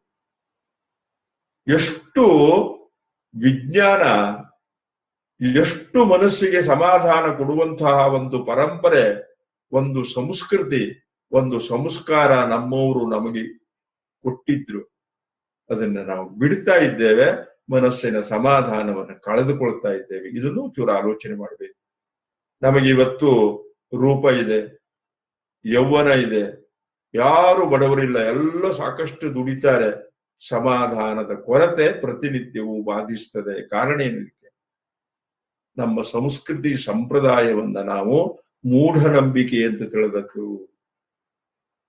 ಅಲ್ಲಿರುವ ವಿಜ್ಞಾನದ ಕುರಿತು ಒಂದು ಚೂರು ಆಲೋಚನೆ ಮಾಡಿದ್ರೆ, ಓಹೋ, ಯಾವ ಉಪಕರಣಗಳು ಇಲ್ಲದೆ ಹೋದ ಆ ಕಾಲದಲ್ಲಿ ಈ ತರ ವಿಜ್ಞಾನಗಳನ್ನೆಲ್ಲ ಅವ್ರಿಗೆ ಎಲ್ಲಿಂದ ಬಂದಿತ್ತಪ್ಪ? ಇದನ್ನೆಲ್ಲ ಹೇಗೆ ತಿಳಿದ್ರಪ್ಪ ಇವರು? ಒಂದು ಮನಸ್ಸಿಗೆ ಇಟ್ಕೊಳ್ಳಿ, ಈ ರಸವಿಜ್ಞಾನ ಎಷ್ಟು ಪ್ರಾಚೀನ, ಅದರಿಂದ ಎಷ್ಟೆಲ್ಲ ವಸ್ತು ಪದಾರ್ಥಗಳನ್ನ ನಮ್ಮ ಹಿರಿಯರು ಸಿದ್ಧಪಡಿಸ್ತಿದ್ರು. ಸಾವಿರಾರು ವರ್ಷಗಳ ಹಿಂದಿನ ಪ್ರಾಚೀನ ದೇವಸ್ಥಾನಗಳಲ್ಲಿ ಆ ಕಾಲದಲ್ಲಿ ಮಾಡಿದ ಬಂಗಾರದ ಆಭರಣಗಳು ಇವತ್ತು ಇದೆ. ಎಲ್ಲಿ ಬಂಗಾರದ ಗಣಿ ಇತ್ತು ಆ ಕಾಲಕ್ಕೆ? ಎಲ್ಲಿ ಈಗಿನ ಸಂಸ್ಕಾರದ ವಿಧಾನ ಇತ್ತು? ಹಾಗಾದ್ರೆ ಬಂಗಾರ ಎಲ್ಲಿಂದ ಬಂತು? ಒಂದು ಪ್ರಶ್ನೆ ಇಟ್ಕೊಳ್ಳಿ. ಆವಾಗೆಲ್ಲ ರಸವಿಜ್ಞಾನ, ವನಸ್ಪತಿಗಳಿಂದ ಭೂಮಿಯಲ್ಲಿ ಸಿಗುವ ಖನಿಜಗಳನ್ನ ಸಂಸ್ಕಾರಗೊಳಿಸಿ ಧಾತುಗಳನ್ನು ಸಿದ್ಧಪಡಿಸ್ತಿದ್ರು. ಆ ರೀತಿಯಾಗ ಸಿದ್ಧಪಡಿಸಿದ ಧಾತುವಿನಿಂದ ಮೂರ್ತಿಯನ್ನೋ ವಿಗ್ರಹವನ್ನೋ ಮಾಡ್ತಿದ್ರು. ಅದನ್ನು ಪೂಜಿಸ್ಲಿಕ್ಕೆ ಹೇಳಿದ್ರು. ಪೂಜೆಯಿಂದ ಮಾಡಿದಂತಹ ತೀರ್ಥವೋ ಪ್ರಸಾದವೋ ನಿನ್ನ ಆರೋಗ್ಯಕ್ಕೋ ಮನಸ್ಸಮಾಧಾನಕ್ಕೂ ಕಾರಣವಾಗ್ತದೆ ಮಗನೇ, ತೀರ್ಥವನ್ನು ಕುಡಿ ಅಂತ ಹೇಳಿದ್ರು. ಆ ತೀರ್ಥವನ್ನು ಕುಡಿಯುವಾಗ ಎಷ್ಟೆಷ್ಟು ಒಳ್ಳೊಳ್ಳೆ ಮಂತ್ರಗಳನ್ನ ಹೇಳ್ತಾ ಹೋಗ್ತಾರೆ. ನಿನ್ನ ಅಕಾಲ ಮರಣ ನಿವಾರಣೆ ಆಗ್ತದೆ, ನಿನ್ನ ಶರೀರದಲ್ಲಿರುವ ರೋಗ ನಿವಾರಣೆ ಆಗ್ತದೆ. ಹಾಗಾದ್ರೆ ಇದು ನಿವಾರಣೆ ಆಗ್ತದೆ. ಇದು ಕೇವಲ ಹೊಗಳಿಕೆಯ ಮಾತಲ್ಲ, ಆ ವಿಗ್ರಹದ ಹಿಂದಿರುವ ವಿಜ್ಞಾನದ ಪರಿಣಾಮದಿಂದ ಅದು ಆಗ್ತದೆ. ಮನಸ್ಸಿಗೆ ತಂದ್ಕೊಳ್ಳಿ. ಯಾವ ವಸ್ತುವನ್ನ ಯಾವ ವಸ್ತು ಸ್ಪರ್ಶಿಸ್ತದೆಯೋ ಅದಕ್ಕೆ ಆ ಗುಣ ಬರ್ತದೆಯೇ ಇಲ್ಲೋ? ಈ ನೀವು ನಮ್ಮ ಬಟ್ಟೆ, ಇದ್ರ ಮೇಲೆ ಒಂದೊಳ್ಳೆ ಪರಿಮಳದ ಮಲ್ಲಿಗೆ ಹೂವನ್ನ ಆ ಬಟ್ಟೆ ಮೇಲೆ ಹಾಕಿ ಆ ಮಲ್ಲಿಗೆ ಹೂವನ್ನು ತೆಗೀರಿ, ನಮ್ಮ ಬಟ್ಟೆಗೆ ಮಲ್ಲಿಗೆ ಹೂವಿನ ಪರಿಮಳ ಅಂಟುಕೊಳ್ತದೆಯೇ ಇಲ್ವೋ? ಎಷ್ಟೋ ಹೊತ್ತಿನವರೆಗೆ ಅದಲ್ಲೇ ಇರ್ತದೆಯೇ ಇಲ್ವೋ? ಈ ರಸವಿಜ್ಞಾನವನ್ನ ದೈಹಿಕ ಮಾನಸಿಕ ಸ್ವಾಸ್ಥ್ಯಕ್ಕಾಗಿ ಯಾವ ರೀತಿಯಾಗಿ ಬಳಸಿಕೊಳ್ಳಬಹುದು ಅನ್ನುವ ತಂತ್ರಜ್ಞಾನವನ್ನ, ವಿಜ್ಞಾನವನ್ನು ತಿಳಿದು ನಮ್ಮ ಹಿರಿಯರು ನಿರ್ಮಾಣ ಮಾಡಿದ ಆ ವಿಗ್ರಹದಲ್ಲಿ ಎಷ್ಟು ಶಕ್ತಿ ಇರಬಹುದು? ಒಂದು ಚೂರ ಆಲೋಚನೆ ಮಾಡಿ. ಪ್ರಾಚೀನ ದೇವಸ್ಥಾನದ ವಿಗ್ರಹಗಳು, ಆ ವಿಗ್ರಹಗಳನ್ನ ಆಯ್ಕೆ ಮಾಡುವ ಶಿಲೆಗೆ ಯಾವ ರೀತಿಯಾದ ಗುಣಧರ್ಮವನ್ನು ಹೊಂದಿದ ಶಿಲೆಯನ್ನು ನೀನು ಪೂಜಿಸಿದರೆ, ಆ ಅಧಿಕ ಅಭಿಷೇಕ ಮಾಡಿದ ನೀರು ತೀರ್ಥ, ಅರ್ಚನೆ ಮಾಡಿದ ಹೂವು ಪ್ರಸಾದ, ಅದರಿಂದ ಪ್ರಸಾದೇ ಸರ್ವ ದುಃಖಾನಾಂ ಹಾನಿರಸ್ಯೋಪಜಾಯತೆ. ಈ ರೀತಿಯಾಗಿ ಪೂಜಿಸಿದ ತೀರ್ಥ ಪ್ರಸಾದಗಳಿಂದ ನಿನ್ನೆಲ್ಲ ಕಷ್ಟಗಳು ನಿವಾರಣೆ ಆಗ್ತದೆಯಪ್ಪ. ಇದನ್ನು ವೈಜ್ಞಾನಿಕವಾಗಿ ತಗೊಳ್ಳಿ. ಕೇವಲ ನಂಬಿಕೆ ಇದು, ಅಂಧ ಪರಂಪರೆ, ಮೂಢನಂಬಿಕೆ ತೆಗೆದಾಕಿ. ವಸ್ತು ಒಂದು ಇನ್ನೊಂದು ಸ್ಪರ್ಶಿಸಿದಾಗ ಅದಕ್ಕೆ ಆ ಗುಣ ಬರ್ತದೆಯೇ ಇಲ್ವ? ಇಷ್ಟೇ ಬರ್ತದೆ. ಇದನ್ನೇ ನಮ್ಮ ಮಡಿಮೈಲಿಗೆಯಲ್ಲಿ ತಂದ್ರು, ಕಸಮುಸರೆಗಳಲ್ಲಿ ತಂದ್ರು. ಇಲ್ಲಿ ಆಲೋಚನೆ ಮಾಡಿ. ಈ ಕರೋನಾ ಬಂದಾಗ ಆಚರಿಸಿದ್ದೆಲ್ಲವರು ಮಡಿಮೈಲಿಗೆ, ಆಚರಿಸಿದ್ದೆಲ್ಲವರು ಶುದ್ಧತೆ. ಇದನ್ನು ನಮ್ಮ ಹಿರಿಯರು ಹೇಳಿದ್ರು. ಗೋಮಯದಿಂದ ನೆಲ ಸಾರಿಸು ಅಂದ್ರು. ತುಳಸಿ ನೀರಿನಿಂದ ದೇವರಿಗೆ ನೈವೇದ್ಯ ಮಾಡುವ ಪದಾರ್ಥಕ್ಕೆ ಪ್ರೋಕ್ಷಣೆ ಹಾಕುವಂದ್ರು. ಎಷ್ಟು ವಿಜ್ಞಾನ! ಗೋಮಯದಲ್ಲಿ ಕ್ರಿಮಿನಾಶಕ ಗುಣ, ತುಳಸಿಯಲ್ಲಿ ಆಹಾರದಲ್ಲಿ ಇರಬಹುದಾದಂತಹ ರಾಜಸಿ ತಾಮಸಿ ಗುಣಗಳನ್ನ ನಿವಾರಣೆ ಮಾಡುವ ಗುಣ. ಗೋಮಯದಿಂದ ಸಾರಿಸಿ ಬಾಳೆಯ ಎಲೆಯಲ್ಲಿ ತೀರ್ಥವನ್ನು ಪ್ರೋಕ್ಷಿಸಿದ ಅನ್ನವನ್ನು ಇಟ್ಟು ಉಂಡಾಗ ಕುಕ್ಷೌ ತಿಷ್ಠತಿ ಯಸ್ಯ ಅನ್ನಂ ಬುದ್ಧಿಸ್ತಸ್ಯೈವ ಜಾಯತೆ. ಎಂತಹ ಮನೋವಿಜ್ಞಾನದ ಮಾತು! ಯಾವ ಭಾವದಿಂದ ಯಾವ ಪದಾರ್ಥವನ್ನು ನೀನು ತಿಂತೀಯೋ ಅದು ನಿನ್ನ ಮನೋ ಸಂಸ್ಕಾರಕ್ಕೆ ಕಾರಣವಾಗ್ತದೆ. ನಾವಿವತ್ತು ಸೂಟು ಬೂಟು ಹಾಕಿ ಟೇಬಲ್ ಎದುರಿನಲ್ಲಿ ಕೂತು ಯಾರೋ ಉಂಡ ತಾಟಿನಲ್ಲಿ ಏನೋ ಎಲ್ಲ ತಿಂದು ಹಳಸನ್ನವನ್ನೆಲ್ಲ ತಿಂದು ಬಂದು ಒಳ್ಳೆಯ ಸಂಸ್ಕಾರಗಳನ್ನ ನಡತೆಯನ್ನು ನಿರೀಕ್ಷಿಸ ಮಾಡುವ ನಮ್ಮಲ್ಲಿ ಆ ಆಲೋಚನೆಗಾದರೂ ಅವಕಾಶ ಇದೆಯಾ ಹೇಳಿ? ಒಂದು ಕ್ಷಣ ನಮ್ಮ ಪ್ರಾಚೀನ ಪರಂಪರೆಯ ಕುರಿತು, ಅದರಲ್ಲಿ ಇರಬಹುದಾದ ವಿಜ್ಞಾನಗಳ ಕುರಿತು ಆಲೋಚನೆಯನ್ನು ಮಾಡ್ತಾ ಹೊರಟ್ರೆ ಎಂತಹ ಶ್ರೇಷ್ಠವಾದ ಪರಂಪರೆ ನಮ್ಮದು, ಎಂತಹ ಶ್ರೇಷ್ಠವಾದ ಸಂಸ್ಕಾರ. ಇದನ್ನು ನಾವು ಕಳ್ಕೊಳ್ತಾ ಇದ್ದೇವಲ್ಲಪ್ಪ. ಅನ್ನುವ ಪಶ್ಚಾತ್ತಾಪ ನನಗೆ ಬಂದ್ರೆ ನನ್ನ ಮಾತನ್ನು ಕೇಳಿದ ಒಬ್ಬ ಮಾಡಿಗೆ ಎಲ್ಲೋ ಒಂಚೂರು ಕೆಲಸ ಮಾಡ್ತದೆ. ಕೇವಲ ದೇವರನ್ನು ನಂಬು, ನಿನಗೆ ಒಳ್ಳೇದಾಗ್ತದೆ. ದೇವರಿಗೆ ಕಾಯಿ ಒಡಿಸದೇ ಇದ್ರೆ ನಿನಗೆ ಕೆಡಕಾಗ್ತದೆ. ಇಷ್ಟಕ್ಕೆ ನಮ್ಮ ಧಾರಣೆ ಆಚರಣೆ ನಿಂತ್ರೆ ಅದನ್ನ ಮಾಡೋದಕ್ಕಿಂತ ಬಿಡೋದು ಒಳ್ಳೇದು. ದೇವರಿಂದ ಕೆಡಕಾಗ್ತದೆ ಅಂತ ಕೈ ಮುಗಿಲಿಕ್ಕೆ ಹೋಗಬೇಡಿ. ದೇವರಿಂದ ಒಳ್ಳೇದಾಗುವುದು ಅಂದ್ರೆ ಏನು ಅನ್ನೋ ಅರ್ಥ ಮಾಡಿದಾಗ, ಕೈ ಮುಗಿದಾಗ ಅದಕ್ಕೊಂದು ಸಾರ್ಥಕತೆ ಬರ್ತದೆ. ಈ ಹಿನ್ನೆಲೆಯಲ್ಲಿ ನಮ್ಮ ಆಚರಣೆಗಳು ಬಂತು. ಪ್ರಧಾನ ಬಾಗಿಲ ಎದುರಿನಲ್ಲಿ ನೀರಿಡುವಲ್ಲಿ ಇಷ್ಟೆಲ್ಲ ವಿಜ್ಞಾನಗಳು ಕೂಡಿದ್ದಾವೆ. ಒಂದ್ ಮಾತನ್ನ ಹೇಳಲಿಕ್ಕೆ ಇಷ್ಟಪಡ್ತೇನೆ. ಪ್ರಧಾನ ಬಾಗಿಲಿನ ನಮ್ಮ ಎಡಗಡೆ ಅಂದ್ರೆ ಬಾಗಿಲಿನ ಬಡಗಡೆ ಅಂತರದಲ್ಲಿ ನೀರಿಟ್ಟಾಗ ಆ ನೀರು ನಮಗೆ ಗೊತ್ತಿಲ್ಲದೆ ನಮ್ಮ ಮನೆಯ ಮೇಲೆ ತನ್ನದೇ ಒಂದು ಕೆಲಸವನ್ನು ಮಾಡಿರ್ತದೆ. ಅದರ ಅಡಿಯಲ್ಲಿ ರಂಗೋಲಿಯು ಇರಬೇಕು. ರಂಗೋಲಿ ಮತ್ತು ನೀರು ಇವೆರಡು ದೈಹಿಕ ಮಾನಸಿಕವಾದ ಅನುಕೂಲಕರವಾದ ಸಮಾಧಾನಕ್ಕೆ ಪೂರಕವಾದ ಪದಾರ್ಥಗಳು. ಅದನ್ನು ಅನುಸರಿಸುವುದು ತುಂಬಾ ಅಗತ್ಯ. ಹೆಂಗಸರು ರಜೆಯ ದಿನಗಳಲ್ಲಿ ದೇವರ ನಾಮಸ್ಮರಣೆಯನ್ನ ಮಾಡಬಹುದೇ? ದೇವರ ನಾಮ ಸ್ಮರಣೆ ಅನ್ನೋದು ಎಲ್ಲ ಆಗ್ತದೆ ಹೇಳಿ? ಮನಸ್ಸಿನಲ್ಲಾಗ್ತದೆ. ಉಚ್ಚರಿಸುವುದು ಬೇರೆ, ಸ್ಮರಿಸುವುದು ಬೇರೆ. ರಜೆಯ ದಿನಗಳಲ್ಲಿ ಉಚ್ಚರಿಸಬೇಡಿ, ಸ್ಮರಣೆಯನ್ನು ಅಗತ್ಯವಾಗಿ ಮಾಡಿ. ಹಾಗಾಗಿ ರಜೆ ಇದ್ದ ದಿವಸದಲ್ಲಿ ದೇವರನ್ನು ಸ್ಮರಿಸುವಲ್ಲಿ ಯಾವ ದೋಷವೂ ಇಲ್ಲ. ಮನೋಮಯವಾದಂತಹ ಅನುಷ್ಠಾನಕ್ಕೆ ಒಬ್ಬ ಗಂಡಸೇ ಇರಲಿ, ಅವರಿಗೆ ಅನಾರೋಗ್ಯ ಅಥವಾ ಸೂತಕ ಬಂದ ಸಂದರ್ಭದಲ್ಲಿಯೂ ಸಹ ಮಾನಸಿಕವಾದ ಪೂಜೆ, ಮಾನಸಿಕವಾದ ಬಾಯಿಂದ ಉಚ್ಚರಿಸದೆ ಎಲ್ಲವುದನ್ನು ಮಾಡಲಿಕ್ಕೆ ಶಾಸ್ತ್ರ ಸಮ್ಮತಿಯನ್ನು ಕೊಟ್ಟಿದೆ. ಅದು ತೀರಾ ಅಗತ್ಯವೂ ಹೌದು. ರಜೆ ಅನ್ನುವ ಕಾರಣಕ್ಕೆ ದೇವರ ನೆನಪನ್ನು ಬಿಡಬೇಡಿ, ಸ್ಮರಿಸಿ, ಉಚ್ಚರಿಸಬೇಡಿ. ನಮ್ಮ ಸಂಪ್ರದಾಯದಲ್ಲಿ ನಾವು ಗಿಡ, ಮರ, ಪಶು, ಪಕ್ಷಿಗಳಲ್ಲಿಯೂ ಕೂಡ ದೇವರನ್ನ ಕಂಡು ಪೂಜಿಸ್ತೇವೆ.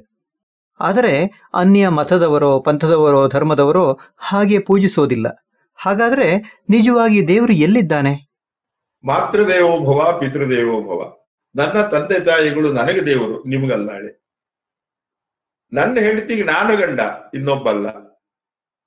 ನನ್ನ ಹೆಂಡತಿ ನನಗೆ ಮಾತ್ರ ಹೆಂಡತಿ, ಇನ್ನೊಬ್ಬರಿಗಲ್ಲ. ಇದು ವ್ಯಕ್ತಿಗತ ಚಿಂತನೆ.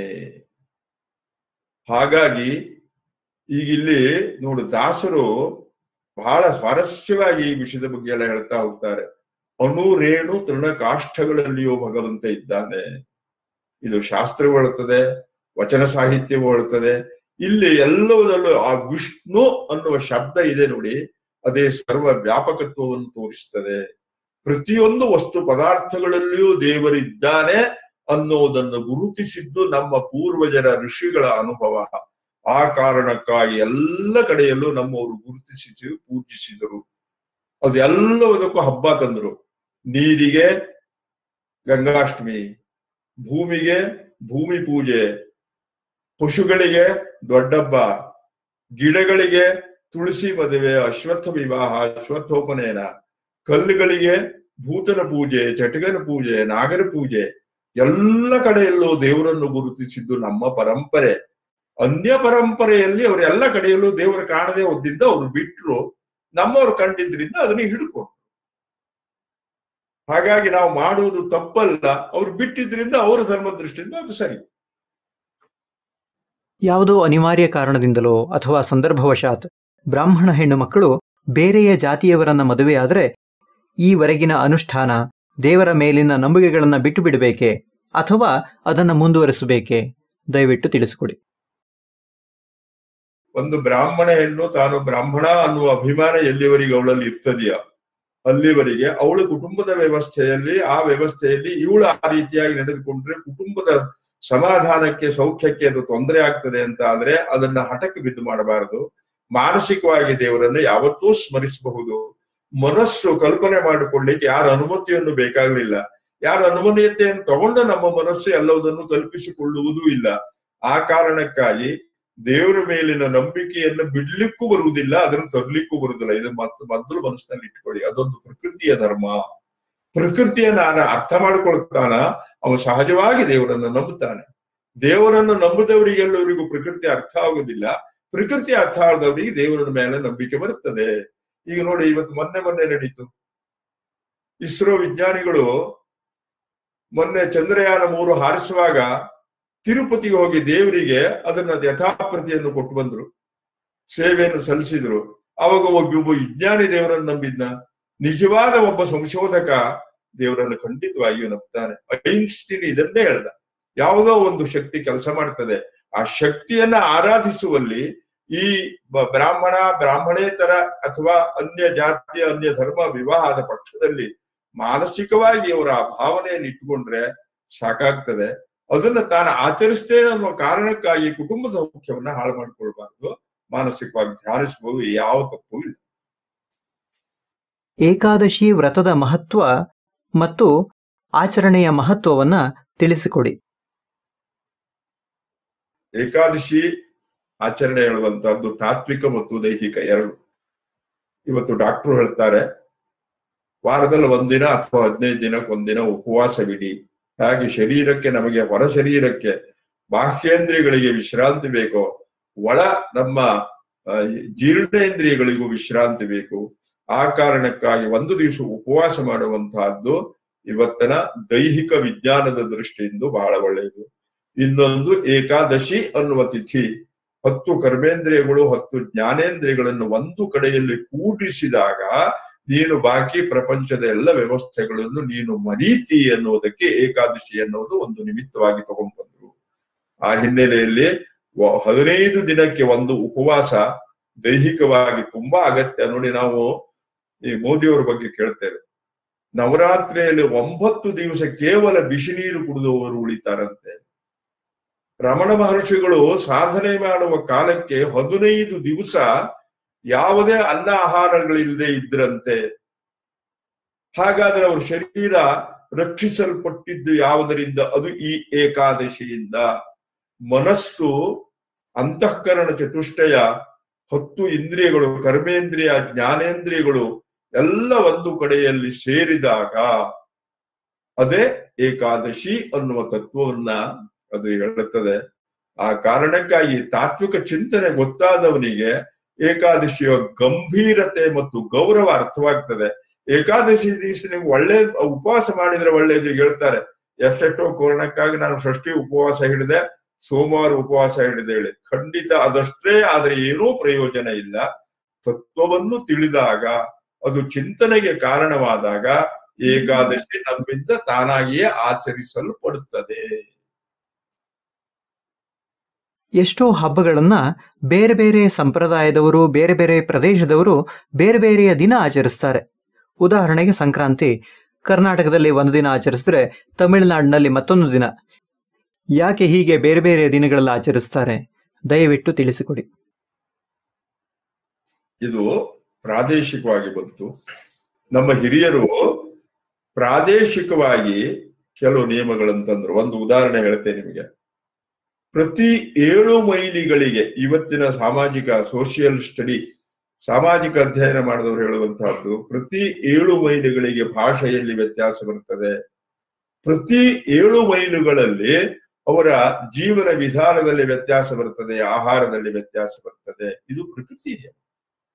ಆ ಹಿನ್ನೆಲೆಯಲ್ಲಿ ಆಯಾ ಪ್ರದೇಶಗಳಲ್ಲಿ ಅಲ್ಲಿಯ ವಾತಾವರಣಗಳನ್ನ ನೋಡಿ ಆಚರಿಸ್ತಾ ಬಂದು. ಒಂದು ಉದಾಹರಣೆ, ನೀವು ನಮ್ಮ ಹಳೆಯದು ನೋಡಿ ಮತ್ತು ಇವತ್ತಿಗೂ ನೋಡಿ, ನೀವು ಈ ಆಷಾಢ ಶುದ್ಧ ದಶಮಿಯಿಂದ ಕಾರ್ತೀಕ ಶುದ್ಧ ದ್ವಾದಶಿ, ಉತ್ಥಾನ ದ್ವಾದಶಿ, ತುಳಸಿ ಮದಿವರೆಗೆ ಯಾವುದೋ ಮಂಗಲ ಕಾರ್ಯಗಳನ್ನು ಬರೀತಿರ್ಲಿಲ್ಲ. ಕಾರಣ, ಮಲೆನಾಡು ಆ ಥರದ ಇದಕ್ಕೆ ಅನುಕೂಲಕರವಾದ ಪ್ರದೇಶ ಅಲ್ಲ. ಅದೇ ನೀವು ಉತ್ತರ ಕರ್ನಾಟಕದ ಪಂಚಾಂಗಗಳು, ಮೈಸೂರು ಬೆಂಗಳೂರು ಕಡೆ ಪಂಚಾಂಗಕ್ಕೆ ಹೋದ್ರೆ ಚಾತುರ್ಮಾಸ್ಯದಲ್ಲೂ ಅವ್ರು ಬರೆದ್ರು. ಕಾರಣ ಏನು? ಅಲ್ಲಿಯ ಪ್ರದೇಶ, ಅಲ್ಲಿಯ ಹವಾಮಾನ, ಅಲ್ಲಿಯ ವಾತಾವರಣಕ್ಕೆ ಅನುಸರಿಸಿ ಈ ಹಬ್ಬ ಹುಣ್ಣಿಮೆಗಳನ್ನ ನಮ್ಮ ಹಿರಿಯರು ರೂಢಿಯಲ್ಲಿ ತಂದ್ರು. ಅಲ್ಲಿ 1 ದಿವಸ, ಇಲ್ಲಿ 1 ದಿವಸ ಅನ್ನೋದಕ್ಕೆ ಪ್ರಾದೇಶಿಕತೆ ಮತ್ತು ಅಲ್ಲಿ ಹವಾಮಾನ, ಜೀವನ ವಿಧಾನ ಕಾರಣವೇ ವಿನಃ ಅಲ್ಲಿ ಬೇರೆ ಏನೂ ಕಾರಣ ಅಲ್ಲ. ಅದೊಂದು ವ್ಯವಸ್ಥಿತವಾದ ಪ್ರಾಯೋಗಿಕವಾದ ಒಂದು ಸಂಪ್ರದಾಯ. ಅದು ಸರಿನೇ. ಇಲ್ಲಿಯವರೆಗೂ ಕೂಡ ನಮ್ಮ ಅನೇಕ ಧಾರ್ಮಿಕ ಸಮಸ್ಯೆಗಳಿಗೆ ಪರಿಹಾರವನ್ನ ಉತ್ತರವನ್ನ ನೀಡಿರುವಂತಹ ಶ್ರೀ ಶ್ರೀನಿವಾಸ ಭಟ್ಟರವರಿಗೆ ಹವ್ಯಕ ಸಂಕ್ರಾಂತಿ ಬಳಗದ ಪರವಾಗಿ ಹೃತ್ಪೂರ್ವಕ ವಂದನೆಗಳನ್ನು ಅರ್ಪಿಸ್ತೇವೆ. ಧನ್ಯವಾದಗಳು.